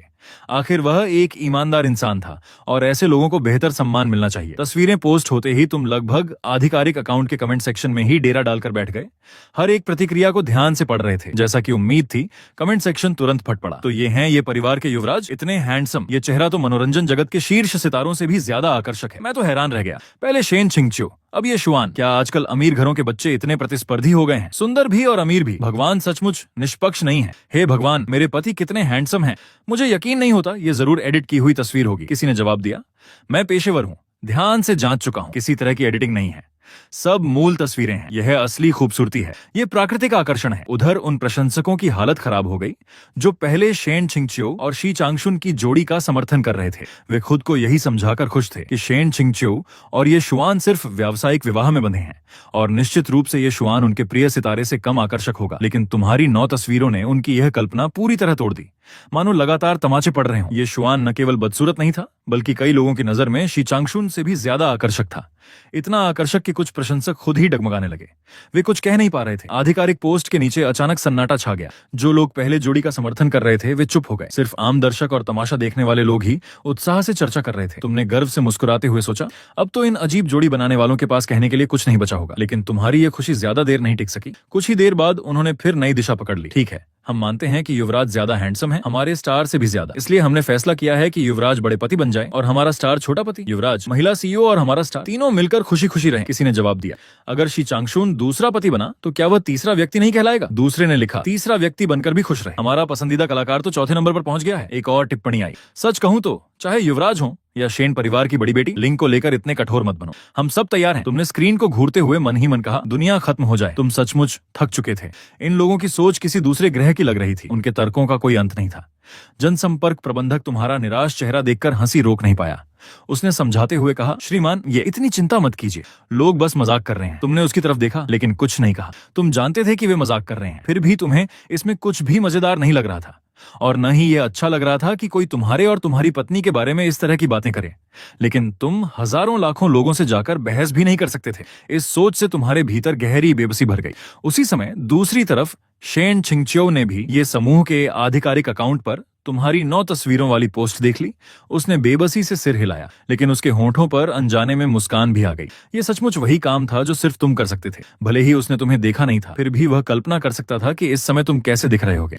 एक तरफ गर्व से भरे हुए, दूसरी तरफ गुस्से से तमतमाए हुए, इतने नाराज कि शायद स्क्रीन के अंदर घुसकर उन सभी लोगों को पकड़ लेना चाहते हो और एक एक करके सबकी खबर लेना चाहते हो। शेन छिंगचियो ने फिर आंकड़ों पर नजर डाली। तुम्हारे और फेंक समूह के आधिकारिक हस्तक्षेप के बाद शी चांगशुन की चर्चा और भी बढ़ गई थी और बेहद कम समय में कई बड़े ब्रांड शी चांगशुन तथा कंपनी से संपर्क करने लगे थे। इस पूरी घटना ने उसकी लोकप्रियता को और भी ऊपर पहुंचा दिया था। यह एक अच्छा संकेत था। कम से कम अभी तक इस पूरे मामले से कोई नकारात्मक असर या गंभीर आलोचना पैदा नहीं हुई थी। इसलिए शेन छिंगचियो ने फैसला किया कि फिलहाल वह हस्तक्षेप नहीं करेगी। वह स्थिति को कुछ और समय तक देखना चाहती थी। उधर तुम्हारा पूरा दिन खराब गुजरा। आखिर तुम्हारी पत्नी का नाम किसी दूसरे आदमी के साथ जोड़ा जा रहा था। ऐसी स्थिति में किसी का भी मूड अच्छा कैसे रह सकता था। लेकिन शाम तक आते आते तुम्हारा मूड अचानक बेहतर हो गया, क्योंकि अब तुम्हारे और शेन छिंगचियो के भी प्रशंसक बन गए थे। जिन लोगों ने तुम दोनों की तस्वीरें देखी वे तुम्हारी खूबसूरती और आकर्षक व्यक्तित्व से प्रभावित हो गए। धीरे धीरे वे तुम दोनों की जोड़ी के समर्थक बनने लगे और जब किसी जोड़ी के प्रशंसक बनते हैं तो स्वाभाविक रूप से वे अपना अलग समूह भी बनाते हैं। इसलिए उन्होंने एक विशेष समुदाय शुरू कर दिया। तुम जिज्ञासावश उसमें शामिल हुए। अंदर जाते ही देखा कि लोग लगातार तुम्हारी तारीफ कर रहे थे। कोई कह रहा था कि तुम बहुत हैंडसम हो, कोई कह रहा था कि तुम और शेन छिंगचियो एक दूसरे के लिए बने हो। यहाँ तक कि कुछ लोगों ने तुम दोनों की तस्वीरों को मिलाकर भविष्य के बच्चे की काल्पनिक तस्वीर तक बना दी थी। कुछ और लोगों ने बेहद कम समय में तुम्हारी और शेन छिंगचियो की तस्वीरों से रोमांटिक वीडियो तैयार कर दिए थे। वीडियो में तरह तरह के भावनात्मक दृश्य थे। उन्हें देखते देखते तुम्हारे होंठों पर अनजाने में मुस्कान आ गई। खुश होकर तुमने समूह में नकद उपहार बांटना शुरू कर दिया। भले ही तुम्हारे पास अभी 200-300 मिलियन ना हो, लेकिन रोज कुछ लाख खर्च करने की क्षमता तो थी। तुम्हें लगा कि ये लोग पढ़ाई या नौकरी के साथ साथ तुम्हारे और शेन छिंगचियो के लिए सामग्री बना रहे हैं, वीडियो संपादित कर रहे हैं, डेटा संभाल रहे हैं और दूसरे जोड़ी समर्थकों से बहस भी कर रहे हैं। इतनी मेहनत के बाद थोड़ा इनाम तो बनता ही है। इसलिए तुमने बिना किसी झिझक के अपनी पहचान बता दी, मैं ये शुआन हूँ। फिर तुमने सभी को धन्यवाद कहा और उपहार भेजने शुरू कर दिए। शुरुआत में सबको लगा कि शायद कुछ छोटे मोटे उपहार होंगे, लेकिन जब लोगों ने उन्हें खोला तो सब दंग रह गए। हर पैकेट में बड़ी रकम थी। कुछ भाग्यशाली लोगों को तो सैकड़ों युआन तक मिल गए। तुमने लगातार कई बार ऐसा किया, लेकिन थोड़ी देर बाद सिस्टम ने सूचना दी, आज की सीमा पूरी हो चुकी है। तुम हैरान रह गए, इतनी जल्दी? तुम्हारे हिसाब से तो अभी बहुत कम रकम खर्च हुई थी और समूह में सैकड़ों लोग थे। ये कैसे पर्याप्त हो सकता था? इसलिए तुमने दूसरा तरीका अपनाया। अब तुमने एक एक करके व्यक्तिगत उपहार भेजने शुरू कर दिए। लगातार भेजते रहे, इतना भेजा कि उंगलियां तक थकने लगीं। मानो तुम इंसान नहीं बल्कि सिर्फ उपहार बांटने वाली मशीन बन गए हो। लेकिन कुछ देर बाद फिर सीमा पूरी हो गई। तुम्हें और झुंझलाहट हुई। आज तो इस समुदाय का पहला दिन था। इतने शुभ अवसर पर यह रुकावट बिल्कुल अच्छी नहीं लगी। तभी तुम्हारे दिमाग में एक नया विचार आया। तुमने घर की कुछ युवा नौकरानियों को भी समूह में जोड़ लिया। फिर उन्हें पैसे ट्रांसफर किए और कहा कि वे तुम्हारी तरफ से उपहार बांटें। इस तरह सिलसिला फिर शुरू हो गया। जब तक उन सभी खातों की सीमा भी पूरी नहीं हो गई, तब जाकर तुम्हें संतोष हुआ। अब यह तुम्हें एक भव्य शुरुआत जैसी लगी। आखिर तुम ये परिवार के युवराज थे। तुम्हारे अनुसार यही तुम्हारी हैसियत के अनुरूप अंदाज था और मन ही मन तुम सोच रहे थे, जो लोग मेरी पत्नी को दूसरे लोगों के साथ जोड़ने की कोशिश कर रहे हैं, वे आखिर मुझसे मुकाबला कैसे करेंगे? अगली सुबह जब तुम अभी भी नींद में डूबे हुए थे, तभी तुम्हें महसूस हुआ कि किसी ने हल्के से तुम्हारी टांग पर ठोकर मारी है। उठो। शेन छिंगचियो ने तुम्हें हल्के से पैर से छुआ। तुमने उनींदी आंखें खोली। तुम्हारा दिमाग अभी पूरी तरह जागा भी नहीं था। सामने उसे देखकर तुम्हारे मुंह से अनायास निकल गया, पत्नी। क्या बात है? ये शब्द सुनते ही शेन छिंगचियो एक पल के लिए स्तब्ध रह गई। क्या उसे यह संबोधन पसंद नहीं आया? तो फिर तुम्हें उसे क्या कहना चाहिए? Darling, sweetheart, baby. इन नामों से तुम्हें कोई दिक्कत नहीं थी, लेकिन तुम्हें लगा कि अगर वह पत्नी कहलाना भी स्वीकार नहीं कर सकती तो आगे वाले संबोधन तो उसे और भी ज्यादा नापसंद होंगे। जब तुम तरह तरह के विचारों में खोए हुए थे, तभी शेन छिंगचियो बोली, आगे से फैन ग्रुप में बात करते समय थोड़ा सोच समझकर बोला करो। तुम्हें कुछ समझ नहीं आया। मैंने क्या कहा? तुम्हारी उलझन देखकर उसने अपना फोन तुम्हारी तरफ बढ़ा दिया। तुमने फोन लिया और स्क्रीन पर देखा। वहां एक ट्रेंडिंग टॉपिक चमक रहा था। मेरी पत्नी मुझे कंट्रोल करती है। तुमने अपराधबोध भरी नजर से शेन छिंगचियो की तरफ देखा। शर्म के मारे तुम्हारे पैर की उंगलियां जमीन में घर बनाने लगी। तुम्हें क्या पता था कि बात यहां तक पहुंच जाएगी? तुमने तो बस यूं ही मजाक में कह दिया था। असल में तुम डर रहे थे कि कहीं उसे पता न चल जाए कि फैन ग्रुप में तुम सबको शी चांगशुन को डांटने के लिए उकसा रहे थे, इसलिए तुमने बहाना बना दिया था। अब तो गजब हो गया। पहले सिर्फ उससे छिपाना चाहते थे, लेकिन अब पूरी दुनिया को पता चल गया। वाकई शर्म से डूब मरने वाली स्थिति थी। मैंने जानबूझकर नहीं किया था। तुमने कमजोर स्वर में सफाई दी। शेन छिंगचियो की निगाह तुम पर टिकी रही, मानो कुछ समझने की कोशिश कर रही हो। तो कल तुम फोन पकड़कर जो लगातार मुस्कुरा रहे थे, वो इसी ग्रुप में चैट कर रहे थे? हाँ। तुम केवल सिर हिलाकर जवाब दे सके। कुछ देर चुप रहने के बाद शेन छिंगचियो बोली, ठीक है, लगता है मैंने ज्यादा सोच लिया था। आगे से बोलते समय ध्यान रखना।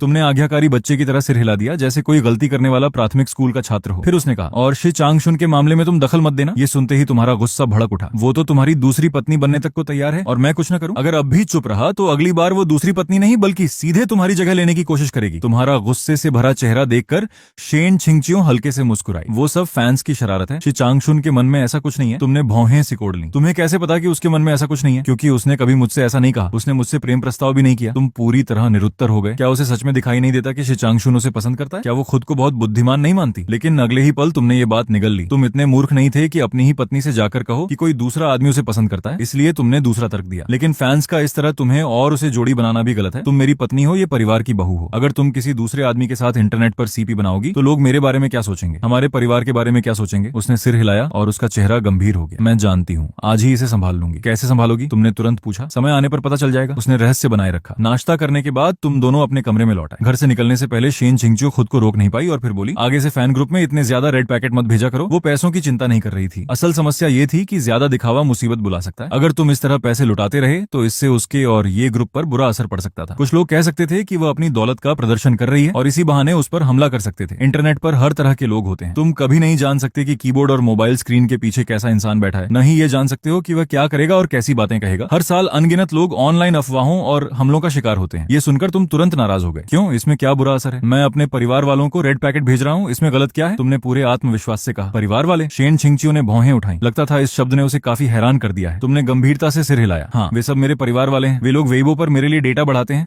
हमारे लिए वीडियो एडिट करते हैं और उन हेटर्स ऑफ बेकार सीपी फैंस से लड़ते भी हैं। वे न्याय की रक्षा करते हैं और मेरी मुख्य पत्नी वाली स्थिति को भी बनाए रखते हैं। इतनी मेहनत करते हैं तो मैं उन्हें थोड़ा मेहनताना दे दूं तो क्या हुआ? मुख्य पत्नी? शेन छिंगचियो ने तुरंत इस शब्द को पकड़ लिया। उसके होंठों पर शरारती मुस्कान उभर आई। तुम्हारा चेहरा एकदम लाल हो गया, जैसे कोई तुम्हारी चोरी पकड़ ली हो। शेन छिंगचियो हंस पड़ी। उसकी मुस्कान उसकी आंखों तक पहुंच गई। चिंता मत करो, मेरे यहाँ सिर्फ एक ही मुख्य पत्नी होगी, कोई दूसरी या तीसरी नहीं। ये सुनकर तुम्हारा चेहरा और भी लाल हो गया, बिल्कुल पके हुए टमाटर की तरह। तुमने चुपके से उसकी तरफ देखा लेकिन कुछ नहीं कहा। हालांकि तुम्हारा दिल बेकाबू होकर तेजी से धड़कने लगा। क्या वह तुम्हें प्यार भरी बातें करके रिझा रही थी? भले ही ये बातें सुनने में उन धोखेबाज लोगों की मीठी बातों जैसी लग रही थी जो लड़कियों को बहलाते हैं, लेकिन न जाने क्यों तुम्हें यह सुनकर बहुत खुशी हो रही थी। अब तुम्हें आखिर समझ आ गया था कि इतने सारे लोग मीठी बातों के जाल में क्यों फंस जाते हैं, क्योंकि ये बातें सचमुच दिल को छू लेने वाली होती हैं। लेकिन तुम्हें पूरा विश्वास था कि शेन छिंगचियो उन लोगों जैसी नहीं है। वह तुम्हें कभी धोखा नहीं देगी। सुबह तुमने वेइबो पर शेन छिंगचियो का समाधान देख लिया। उसने ये समूह के आधिकारिक अकाउंट द्वारा पोस्ट की गई एक पोस्ट को रिपोस्ट किया था। उस पोस्ट में तुम्हारी 9 तस्वीरों वाला हैंडसम फोटो कोलाज था, लेकिन जिसने तुम्हारे दिल की धड़कन और तेज कर दी वह ये था कि शेन छिंगचियो ने सिर्फ रिपोस्ट ही नहीं किया बल्कि कमेंट भी किया था। कमेंट में एक भी शब्द नहीं था, सिर्फ एक फैन का दिल वाला इमोजी था। साधारण सा एक दिल, लेकिन उसका मतलब हजारों शब्दों से भी ज्यादा था। वह दिल मानो एक संकेत बन गया। तुम्हारे फैंस तुरंत वहां उमड़ पड़े कमेंट सेक्शन में। हम तो पिघल गए, आप दोनों हमेशा खुश रहो, कितने प्यारे और प्रेमी जोड़े हो, जैसी शुभकामनाओं की बात आ गई। तुम फोन की स्क्रीन देखते रहे। तुम्हारे होंठों पर आई मुस्कान किसी भी तरह रुक नहीं रही थी। दिल वाला इमोजी, क्या यह प्यार का खुला इजहार नहीं था? तुम्हें पहले से ही पता था शेन छिंगचियो तुमसे प्यार करती है, बस उसका स्वभाव परिपक्व और शांत है। वह दूसरी महिलाओं की तरह हर समय प्यार का इजहार नहीं करती। उसका प्यार उसके दिल में छिपा रहता है और इन छोटी छोटी बातों में झलकता है। तुम्हारे लिए इतना ही काफी था। तुम बड़े चाव से कमेंट पढ़ते रहे। हर शुभकामना को ध्यान से पढ़ते हुए तुम्हारा दिल मानो शहद से भर गया था। लेकिन इसी मीठे और शांत माहौल में अचानक कुछ असहज टिप्पणियां सामने आ गई। प्रेसिडेंट शेन और युवराज हमेशा खुश रहे, लेकिन हमारे भैया भी खुश रहे। प्रेसिडेंट शेन, सिर्फ युवराज से ही प्यार मत करो, हमारे भैया से भी प्यार करो। बहनों, कोई तरीका बताओ जिससे हम अपने भैया का दर्जा बढ़वा सकें। तुम्हारा चेहरा तुरंत उतर गया। ये तथाकथित सीपी फैंस सचमुच पीछा छोड़ने वाले नहीं थे। जंगली घास की तरह चाहे जितना हटाओ फिर उगाते थे। लेकिन तुम्हारे गुस्सा होने से पहले ही तुम्हारे फैंस, वे योद्धा जिन्हें तुमने अपना परिवार माना था, तुरंत हरकत में आ गए। पलक झपकते ही कमेंट सेक्शन युद्ध भूमि बन गया। तुम्हारे फैंस की संख्या भले कम थी, लेकिन उनकी लड़ने की क्षमता बेहद जबरदस्त थी। क्यों? बिल्कुल आसान वजह थी। कल ही तुमने लाखों के रेड पैकेट बांटे थे और उससे भी बढ़कर तुमने खुद कहा था कि वे तुम्हारा परिवार है। परिवार के लिए तो लोग जान तक देने को तैयार रहते हैं। फिर कीबोर्ड चलाकर किसी को डांटना कौन सी बड़ी बात थी? इसलिए बाकी सीपी फैंस बस देखते रह गए। तुम्हारे फैंस तूफान की तरह टूट पड़े। जो भी सामने आया उसी पर हमला कर दिया। सामने वाला ज्यादा हो या कम, किसी की परवाह नहीं, सीधे भिड़ गए। ऐसा लग रहा था मानो कीबोर्ड से धुआं निकल जाएगा और मोबाइल की स्क्रीन टूट जाएगी। उधर तुम आराम से फैन ग्रुप खोलकर बैठे थे। एक तरफ रेड पैकेट भेज रहे थे, दूसरी तरफ ग्रुप में समझा रहे थे सब लोग गाली मत दो, इससे अच्छा प्रभाव नहीं पड़ता। लेकिन रेड पैकेट लगातार आते जा रहे थे और उनकी रकम भी बढ़ती जा रही थी।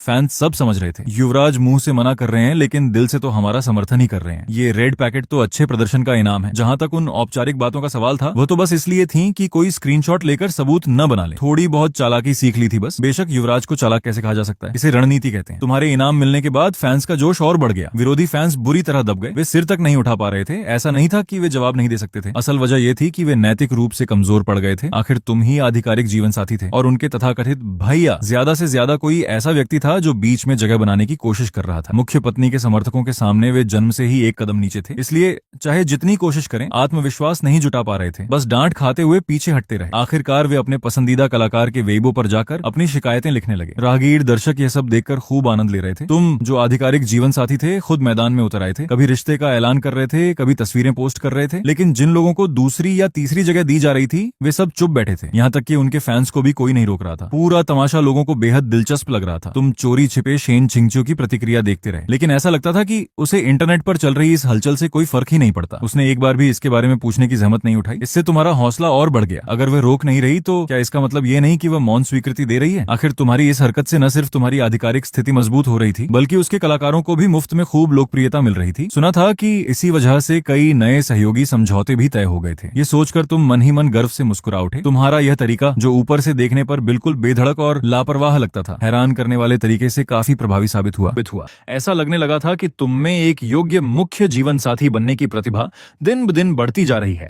तुम्हारे द्वारा खड़ा किया गया यह ऑनलाइन तूफान एक अप्रत्याशित फायदा भी लेकर आया। ये होटल के कारोबार के आंकड़े तेजी से बढ़ने लगे। अनगिनत फैंस और तमाशा देखने वाले नेटिजन्स वहां जाकर चेक इन करने लगे। कुछ समय के लिए होटल की लोकप्रियता चरम पर पहुंच गई। इस ट्रैफिक और लोकप्रियता की ताकत को दादाजी भी देख रहे थे, लेकिन उनके मन में कुछ और ही विचार चल रहे थे। जब योजना विभाग और जनसंपर्क विभाग के लोग उत्साहित होकर यह प्रस्ताव लेकर आए कि तुम्हें समूह का आधिकारिक ब्रांड एम्बेसडर बना दिया जाए, तब दादाजी ने बिना एक पल सोचे सीधे मना कर दिया। नहीं, जब ये दो शब्द तुम्हारे कानों में पड़े तो तुम्हें अपनी सुनने की शक्ति पर ही संदेह होने लगा। अगर परिवार में तुम इकलौते वारिस न होते तो सचमुच तुम्हें शक हो जाता कि कहीं तुम्हें कूड़े के ढेर से उठाकर तो नहीं लाया गया। कोई अपने सगे पोते को इतना नापसंद कैसे कर सकता है? तुम्हें यह बिल्कुल मंजूर नहीं था। तुम सीधे दादाजी के अध्ययन कक्ष में जा पहुंचे। तुम्हें पूरा विश्वास था कि तुम होटल के ब्रांड एम्बेसडर बनने के पूरी तरह योग्य हो। बूढ़े साहब ने हल्की सी नजर तुम पर डाली। योग्य हो? तुम्हारे पास क्या योग्यता है? तेज रफ्तार गाड़ियां दौड़ाना तुम्हारी योग्यता है, या रोज रोज नाइट क्लब में घूमना तुम्हारी योग्यता है? तुमने भौहें सिकोड़ ली। दादाजी, वो सब पुरानी बातें हैं। मुझे रेसिंग किए हुए बहुत समय हो गया है। उन्होंने नाक से हल्की आवाज निकाली, मानो शादी के बाद आए तुम्हारे बदलाव को अनिच्छा से स्वीकार कर रहे हो। वास्तव में शेन छिंगचियो से शादी के बाद तुमने उन रेसिंग कारों को हाथ तक नहीं लगाया था। फिर दादाजी ने बात बदल दी। अच्छा, नाइट क्लब का क्या? सुना है वहाँ तुम्हारा कोई खास साथी है जिसका नाम श्याओसी है। हर बार वहीं जाते हो तो उसी को बुलाते हो। तुम घबरा कर उछल पड़े। श्याओसी कोई खास साथी नहीं है। तो फिर क्या है? उन्होंने तुम्हें घूर कर देखा, मानो तुम्हारे मन की हर बात पढ़ लेना चाहते हो। तुम्हारा आत्मविश्वास तुरंत गायब हो गया। आखिरकार तुम धीमी आवाज में बुदबुदाए, श्याओसी तो बस मेरा सलाहकार है। दादाजी ने शायद सुना ही नहीं, या शायद सुनना ही नहीं चाहते थे। वे अपनी ही धुन में तुम्हें डांटना जारी रखे हुए थे। छिंगचियो तुम्हें ज्यादा नियंत्रित नहीं करती। इसका मतलब यह नहीं कि तुम मनमानी करो। शादी हो चुकी है। बार और नाइट क्लब जैसी जगहों पर कम जाया करो। ऐसी जगहें पति पत्नी के रिश्ते को खराब करती हैं। दिन भर कोई ढंग का काम भी नहीं करते। तुम तुरंत विरोध में बोल पड़े। मैंने कौन सा ढंग का काम नहीं किया? उन्होंने आंखें तरेड़ दी। बच्चा पैदा किया? तुम काफी देर तक चुप रहे, फिर मुश्किल से बोल पाए। शेन छिंगचियो अभी अपने मासिक धर्म में है, कैसे करें? ये सुनते ही दादाजी पूरी तरह भड़क गए। उन्होंने तुम्हारी तरफ ऐसी नजर से देखा जिसमें साफ साफ तिरस्कार झलक रहा था। वो मासिक धर्म में क्यों है? क्योंकि तुम निकम्मे हो। अगर तुम काबिल होते, अगर तुमने छिंगचियो को पहले ही गर्भवती कर दिया होता, तो क्या उसे अभी मासिक धर्म आता? किसने कहा कि मैं निकम्मा हूँ? तुम्हारा चेहरा तुरंत लाल हो गया। तुम्हारी आवाज भी कई सुर ऊंची हो गई। मन तो कर रहा था कि अपने शानदार रिकॉर्ड उसके सामने रख दो, लेकिन दादाजी ने बस हल्के से पलटकर पूछा, अगर तुम इतने काबिल हो तो छिंगचियो अभी तक गर्भवती क्यों नहीं हुई? हमारी शादी को अभी 1 महीने से थोड़ा ही ज्यादा हुआ है। 1 महीने भी काफी होता है। अगर इतने समय में भी तुम उसे गर्भवती नहीं कर पाए तो फिर क्या कहने लायक बचा है? उन्होंने तिरस्कार से होंठ मोड़ लिए। तुम गुस्से से भर गए, लेकिन साथ ही बेहद थक भी गए। ऐसा लगा जैसे तुम्हारी सारी दलीलें अचानक बेकार हो गई हों। शेन छिंगचियो के गर्भवती न होने का पूरा दोष सीधे तुम्हारे सिर मढ़ दिया गया था। तुमने आखिरी बार विरोध करने की कोशिश की। वो गर्भवती नहीं हुई तो ये उसकी वजह से भी तो हो सकता है। क्यों मान लिया जाए कि गलती सिर्फ मेरी है? दादाजी ने तुम्हें ऊपर से नीचे तक देखा और पूरे विश्वास के साथ बोले, क्योंकि तुम्हें देखकर ही लगता है कि गलती तुम्हारी है। बस तुम्हारी सारी हिम्मत वहीं खत्म हो गई। ऐसा लगा जैसे शरीर की सारी ताकत निकल गई हो। अगर तुम्हारे अंदर शर्म का थोड़ा सा भी एहसास न बचा होता तो शायद वहीं खड़े होकर खुद को साबित करने की कोशिश कर बैठते। तभी दादाजी ने धीरे से कहा, आगे से छिंगचियो के साथ अच्छा व्यवहार करना। हमारे परिवार की प्रतिष्ठा और सम्मान उसी के सहारे टिका हुआ है। उनकी आवाज अभी भी तुम्हारे कानों में गूंज रही थी। उन्होंने तुम्हारी तरफ देखा, फिर सिर हिलाया। उनके चेहरे का भाव कुछ ऐसा था जिसे शब्दों में बयान करना मुश्किल था। जहां तक तुम्हारी बात है, बस अब तुम्हें सब समझ आ गया था। तुम उनके लिए एक मजाक से ज्यादा कुछ नहीं थे। तुम मुड़े और बाहर निकल गए। एक पल और वहां रुकना खुद का अपमान करने जैसा था। कुछ समय बाद समूह के जनसंपर्क विभाग ने आधिकारिक रूप से शेन छिंगचियो से संपर्क किया और उन्हें ब्रांड एम्बेसडर बनने का निमंत्रण दिया। जब यह खबर तुम्हारे कानों तक पहुंची तो उसके साथ शेन छिंगचियो की प्रतिक्रिया भी पहुंची। सुना था कि वह काफी हैरान हुई थी। उसने जनसंपर्क विभाग से पूछा, मुझसे बेहतर व्यक्तित्व और छवि तो ये परिवार के युवराज के पास है, उसे क्यों नहीं चुना? लेकिन विभाग का जवाब तुम्हारे दिल में एक और तीर की तरह जा लगा, क्योंकि हमें लगता है कि युवराज की पुरानी छवि का असर अभी भी बाकी है। ये सुनकर शेन छिंगचियो ने सहज भाव से कहा, अच्छा है कि अभी कुछ बचा हुआ है, नहीं तो अब तक तो सब खंडहर बन चुका होता। जब ये बात भी किसी तरह तुम्हारे कानों तक पहुंची तो तुम गुस्से से कांप उठे। बहुत बढ़िया, सचमुच बहुत बढ़िया। तुम्हारी जिंदगी के दो सबसे महत्वपूर्ण लोग, तुम्हारे दादाजी और तुम्हारी पत्नी, एक पूरी तरह आश्वस्त था कि तुम किसी काम के नहीं हो, और दूसरी तुम्हें सीधे खंडहर कह रही थी। ठीक है, तुम सचमुच एक मस्खरा ही थे। शाम को तुम्हारा मन अपने दोस्तों से मिलने का था ताकि वे कुछ अच्छी बातें करके तुम्हारा मन बहला सकें। लेकिन ऑफिस खत्म होने से ठीक पहले एक फोन कॉल आ गया। वह बुल्गारी की तरफ से था। उन्होंने बताया कि तुम्हारे द्वारा बनवाया गया कस्टम डायमंड रिंग तैयार हो चुका है और घर भेज दिया गया है। ये सुनते ही तुम्हारा मन बदल गया। अब तुम्हारा कहीं बाहर जाने का मन नहीं रहा। घर लौटने पर मैनेजर झाओ ने सचमुच तुम्हें एक सुंदर डिब्बा सौंप दिया। कमरे में जाकर तुमने उसे खोला। अंदर रखा शाही नीले हीरे का वह रिंग रोशनी में गहरे और चमकदार प्रकाश से जगमगा रहा था। उसकी कारीगरी में कोई कमी नहीं थी। तुम कुछ देर तक उसे चुपचाप देखते रहे, फिर अचानक डिब्बा बंद कर दिया। शेन छिंगचियो ने तुम्हें खंडहर कहा था, तो यह अंगूठी तुम उसे अभी नहीं दोगे। जब कभी तुम्हारा मूड अच्छा होगा या जब कभी वह तुम्हारी एक तारीफ कर देगी तब सोचोगे। रात के खाने की मेज पर तुम चुपचाप बैठे खाना खा रहे थे। चेहरे पर साफ नाराजगी थी। क्या हुआ, हमारा खंडहर आज उदास है? दादाजी की पैनी नजर तुम पर पड़ी। उनकी आवाज में मजाक साफ झलक रहा था। तुम्हारा चेहरा फिर से लाल हो गया। तुमने जल्दी से दादाजी की तरफ देखा, फिर बगल में बैठी शेन छिंगचियो की तरफ। आखिरकार सिर और नीचे झुका लिया। शेन छिंगचियो चुप रही, लेकिन उसने अपने चॉपस्टिक से तुम्हारी प्लेट में एक पसली का टुकड़ा रख दिया। तुमने कटोरे में आई अतिरिक्त डिश को देखा और उसकी तरफ नजर उठाई। उसने कुछ नहीं कहा। तुम्हारी नजर से नजर मिलते ही उसने फिर कुछ हरी सब्जियां भी तुम्हारी प्लेट में रख दी। तुम्हारे होंठों पर खींची नाराजगी धीरे धीरे डीली पड़ गई। अनजाने में एक हल्की सी मुस्कान उभर आई। तुमने भी कुछ नहीं कहा, बस चुपचाप खाना खाने लगे। दूसरी तरफ बैठे दादाजी ये सब देख रहे थे। उनके होंठ हल्के से फड़क उठे। सिर्फ 2 कौर सब्जी मिलते ही खुश हो गए। क्या परिवार में तुम्हें कभी सब्जी खाने को नहीं मिलती थी? खाना खाने के बाद जैसे ही तुम कमरे में लौटे, तुम्हारे मन की बची खुची नाराजगी भी टिक नहीं पाई। आखिर शेन छिंगचियो ने तुम्हारे लिए खाना परोसा था। जब उसने इतना पहल कर लिया था तो तुम भी एक बड़े आदमी की तरह थोड़ा उदार बनना चाहते थे। तुमने वह मखमली डिब्बा निकाला और ऐसे दिखाया जैसे कोई खास बात ना हो। फिर उसे उसकी ओर बढ़ाते हुए सिर्फ एक शब्द कहा, लो। शेन छिंगचियो थोड़ा हैरान हुई। जब उसने डिब्बा खोला तो उसकी आंखों में आश्चर्य और भी गहरा हो गया। उसके भीतर वह विशाल शाही नीला हीरा चुपचाप चमक रहा था। उसकी रोशनी बेहद मोहक थी। वह जानती थी कि इस अंगूठी की कीमत कम से कम करोड़ों में होगी, और भले ही तुम परिवार के युवराज थे, लेकिन तुम्हारे पास इतनी नकद रकम नहीं होती थी। मेरे लिए। उसने सिर उठाकर तुम्हारी तरफ देखा। उसकी आंखें चमक रही थीं। तुम्हारे गाल हल्के लाल हो गए। ये पहली बार था जब तुम किसी लड़की को कोई उपहार दे रहे थे। तुम्हारे भीतर घबराहट और शर्म का अजीब मिश्रण उमड़ पड़ा। हाँ, तुमने खुद को शांत दिखाते हुए सिर हिलाया। धन्यवाद। शेन छिंगचियो मुस्कुरा दी। उसने अंगूठी डिब्बे से निकाली और फिर अपनी गोरी लंबी और सुंदर उंगलियों वाला हाथ तुम्हारी ओर बढ़ा दिया। मुझे पहना। वह हाथ किसी कलाकृति की तरह परिपूर्ण था, साफ, कोमल और बिना किसी कमी के। तुम एक पल के लिए ठिठक गए। अंगूठी उठाते समय तुम्हारे मन में अचानक एक विचार आया, क्या तुम्हें एक घुटने पर बैठ जाना चाहिए? लेकिन अंत में तुमने ऐसा नहीं किया। तुमने बस बहुत सावधानी से अंगूठी उठाई और पूरी गंभीरता तथा सच्चे मन से उसे उसकी अनामिका में पहना दिया। गहरा नीला हीरा उसकी दूधिया सफेद त्वचा पर और भी खूबसूरत लग रहा था, और उसकी त्वचा की उजली आभा उस नीले रंग को और भी शुद्ध बना रही थी। शेन छिंगचियो ने हाथ उठाकर रोशनी में अंगूठी को देखा। उसके चेहरे पर एक उजली मुस्कान फैल गई। बहुत सुंदर है, मुझे बहुत पसंद आई। ये सुनते ही तुम्हारे दिल का बोझ उतर गया। तुम्हारे होंठों पर मुस्कान अपने आप फैल गई। अगर पसंद है तो आगे भी तुम्हारे लिए खरीदूंगा। जब किसी को दिया गया स्नेह सच्ची सराहना के साथ लौटता है तो उससे बड़ी खुशी शायद ही कोई होती है। शेन छिंगचियो कुछ देर तक तुम्हें देखती रही। शायद उसे लगा कि केवल धन्यवाद कहना पर्याप्त नहीं है। वह कुछ सोचने लगी। अगले ही पल उसने अचानक अपनी बाहें तुम्हारी गर्दन के चारों ओर डाल दी।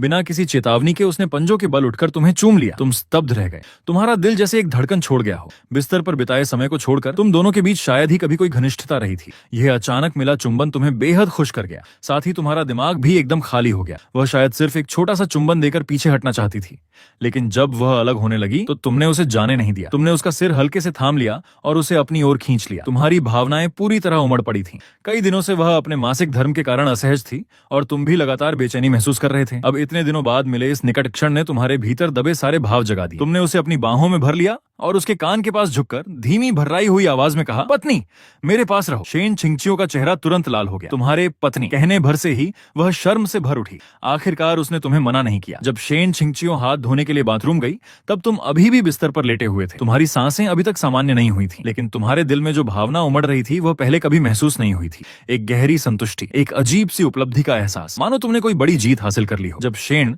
छिंगचियो वापस आई, उसके चेहरे पर हल्की लाली अब भी बाकी थी। उसने बस इतना कहा, जाकर नहा लो। तुम बैठ गए और सिर हिला दिया, लेकिन जाने से पहले तुमने उसका अभी अभी धुला हुआ हाथ पकड़ लिया, फिर उसके हाथ की पीठ पर हल्के से एक चुंबन रख दिया, मानो अभी अभी मिले उसके स्नेह का धन्यवाद कर रहे हो। शेन छिंगचियो का शरीर एक पल को ठिठक गया। उसने आश्चर्य भरी नजरों से तुम्हारी ओर देखा।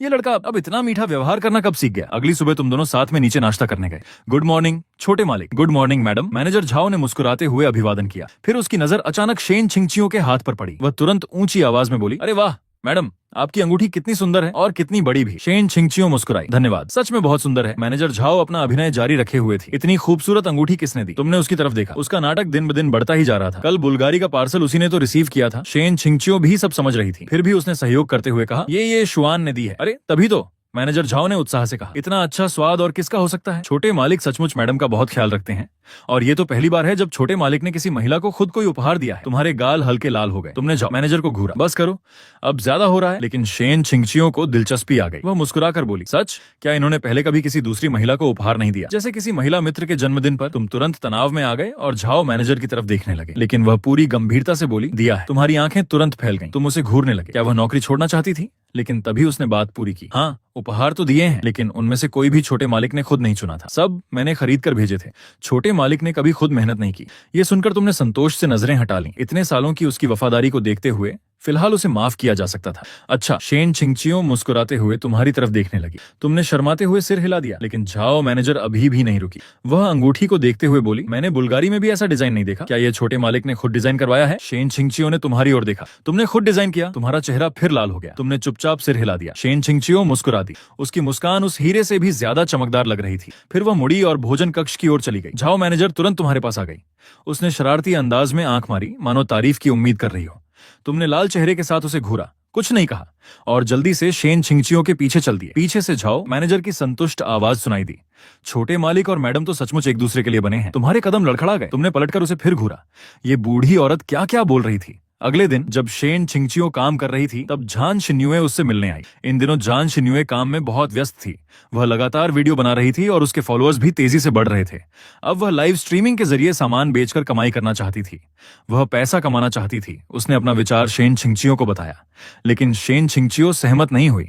तुम बहुत जल्दी कर रही हो, थोड़ा और इंतजार करो। जब तुम्हारे लक्षित फॉलोअर्स और बढ़ जाएंगे तब ये ज्यादा अच्छा रहेगा। जान शिन्यूए ने उसकी तरफ देखा। बेशक तुम्हें जल्दी नहीं है। आजकल तुम्हारा और ये शुआन का सीपी इतना लोकप्रिय हो रहा है। शेन छिंगचियो मुस्कुराई और शांत स्वर में बोली, हम सचमुच पति पत्नी हैं। हमें सीपी बनाने का नाटक करने की जरूरत नहीं है। क्या तुम्हें पता है, जब मैं तुम्हें और ये शुआन को सीपी के रूप में देखती हूँ तो मुझे कितना बुरा लगता है? शेन छिंगचियो मुस्कुराकर बोली, इतना कि रो पड़ती हो? जान शिन्यूए का चेहरा हल्का लाल हो गया। उसने कुछ नहीं कहा, हालांकि इतना भी नहीं था। तभी उसकी नजर शेन छिंगचियो के हाथ में पहनी अंगूठी पर गई। वह भौहें सिकोड़कर बोली, तुम भी कितनी दिखावटी हो, इतनी चमकदार अंगूठी पहन रखी है। शेन छिंगचियो ने मुस्कुराकर कहा, ओह ये शुआन ने अभी अभी मुझे दी है। उसकी भावना जुड़ी हुई है। मैं इसे न पहनूं तो कैसे चलेगा? क्या ये शुआन ने दी है? जान शिन्यूए की नजर उस विशाल हीरे की अंगूठी पर टिक गई। उसके चेहरे पर अविश्वास छा गया। एक पल के लिए उसे लगा जैसे आसमान ही टूट पड़ा हो। वह ये शुआन की आर्थिक स्थिति के बारे में कुछ हद तक जानती थी और उसे गहनों की भी अच्छी समझ थी। इस अंगूठी की कीमत कम से कम करोड़ों में थी। क्या ये शुआन के पास इतना पैसा था? कुछ साल पहले वह एक बेहद महंगी स्पोर्ट्स कार खरीदना चाहता था, लेकिन पैसे कम पड़ गए थे, तब वह नहीं खरीद पाया था। लेकिन अब उसने शेन छिंगचियो के लिए इतनी महंगी अंगूठी खरीद ली थी। क्या वह सचमुच उससे इतना प्यार करता था? जान शिन्यूए की आंखें लाल हो गईं। लग रहा था कि वह फिर रो पड़ेगी। शेन छिंगचियो ने मुस्कुराकर पूछा, क्या हुआ? जान शिन्यूए ने कुछ नहीं कहा, बस लाल आंखों से उसे घूरती रही। शेन छिंगचियो मुस्कुराई, ठीक है, तो मैं अंगूठी उतारकर घर पर रख देती हूँ और नहीं पहनती। अगर ये शुआन पूछेगा कि मैं इसे क्यों नहीं पहन रही, तो मैं कह दूंगी कि तुम्हें इसे देखकर बुरा लगता है। जान शिन्यूए तुरंत घबरा गई। तुम ऐसा कैसे कह सकती हो? अगर सचमुच ऐसा कहा गया तो क्या ये शुआन उससे नफरत नहीं करने लगेगा? शेन छिंगचियो हल्के से हंसी। जान शिन्यूए, भले ही मेरे और ये शुआन के बीच प्रेम विवाह नहीं हुआ, हमारी शादी व्यावसायिक कारणों से हुई थी, लेकिन हम दोनों इस रिश्ते को गंभीरता से निभा रहे हैं। हम जैसे परिवारों में जब तक दोनों पक्षों के हितों में कोई बड़ा टकराव न हो, तलाक लगभग असंभव होता है। जान शिन्यूए की आंखें और लाल हो गईं। तो फिर तुमने ऐसा क्यों कहा था कि अगर मैं तुम्हें 100 करोड़ दूं तो तुम ये शुआन से तलाक ले लोगी? शेन छिंगचियो ने पूछा, क्या तुम्हें सच में लगता है कि तुम 100 करोड़ कमा सकती हो? और अगर तुम्हारे पास सचमुच 100 करोड़ हो तो क्या तुम फिर भी ये शुआन को ही चुनोगी? मैं जान शिन्यूए कुछ कहना चाहती थी, लेकिन शेन छिंगचियो ने उसे रोक दिया। रुको, पहले अच्छी तरह सोचो। अगर तुम्हें सचमुच 100 करोड़ खर्च करके कोई आदमी चुनना हो तो फिर ये शुआन ही क्यों? इतना पैसा हो तो मनोरंजन जगत के बड़े बड़े सितारे तुम्हारे सामने कतार में खड़े होंगे। सोचो, शी चांगशुन, गुयिलोंग, ली शिनहे, सुन यिजिया। शेन छिंगचियो ने एक के बाद एक कई मशहूर और बेहद आकर्षक पुरुष सितारों के नाम गिना दिए। इनमें से जिसे चाहो चुन सकती हो। इतना ही नहीं, इतने पैसे में तो तुम कई लोगों के साथ समय बिता सकती हो। क्या तुम सचमुच इतने पैसे एक ऐसे आदमी पर खर्च करना चाहोगी जो तुमसे प्यार ही नहीं करता? झान शिन्यूए चुप हो गई। वह एक अमीर परिवार की बेटी थी, लेकिन साथ ही एक स्टार फैन भी थी। शेन छिंगचियो जिन सितारों का नाम ले रही थी उनमें से कुछ उसे सचमुच बहुत पसंद थे। सच कहें तो उसके मन में थोड़ी हलचल होने लगी। अगर ये बात पहले की होती तो वह कभी नहीं डगमगाती। तब उसका ये शुआन के लिए प्यार अटल था, लेकिन अब उसका दिल थोड़ा बदल चुका था। ये शुआन शादीशुदा था और वह उससे प्यार भी नहीं करता था। वह हमेशा के लिए उसी के पीछे तो नहीं भाग सकती थी। दरअसल इन दिनों वह खुद भी बहुत सी बातें समझने लगी थी। वह अब भी ये शुआन को पसंद करती थी, लेकिन किसी को पसंद करने का मतलब ये नहीं कि इंसान अपनी सीमाएं भूल जाए। पहले ये शुआन अविवाहित था, तब वह उसे जितना चाहे पसंद कर सकती थी, लेकिन अब वह शादीशुदा था। अगर वह फिर भी पीछे पड़ी रहती तो वे किसी और के रिश्ते में दखल देने वाली बन जाती। जब उसने पहले 100 करोड़ देकर तलाक की बात कही थी, तब उसे अभी अभी उनकी शादी की खबर मिली थी। वह उसके लिए किसी वज्रपात से कम नहीं था। सदमे में उसने आवेश में वो बात कह दी थी।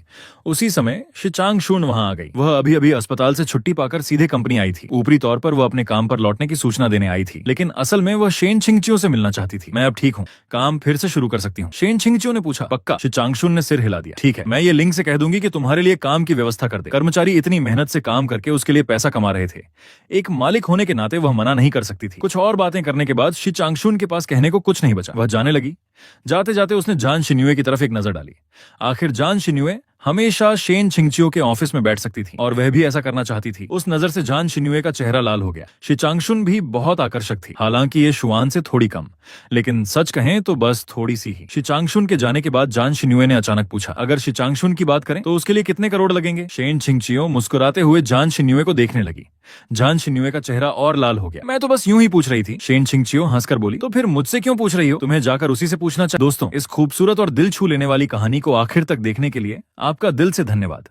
ये शुआन और शेन छिंगचियो के रिश्ते में अब धीरे धीरे नई भावनाएं जन्म ले रही हैं। क्या उनकी यह नजदीकियां सच्चे प्यार में बदल जाएंगी? और कार में कंधे पर सिर रखने के बाद आगे क्या होने वाला है, यह जानने के लिए बने रहिए हमारे साथ, क्योंकि अगले भाग में कहानी और भी ज्यादा रोमांटिक, मजेदार और दिलचस्प मोड़ लेने वाली है। अगर आपको यह कहानी पसंद आई हो तो वीडियो को लाइक करें, चैनल को सब्सक्राइब करें और कमेंट में जरूर बताइए कि आपको इस कहानी का कौन सा हिस्सा सबसे ज्यादा पसंद आया। आपका प्यार और समर्थन ही हमें ऐसी शानदार कहानियां आपके लिए लाने की प्रेरणा देता है।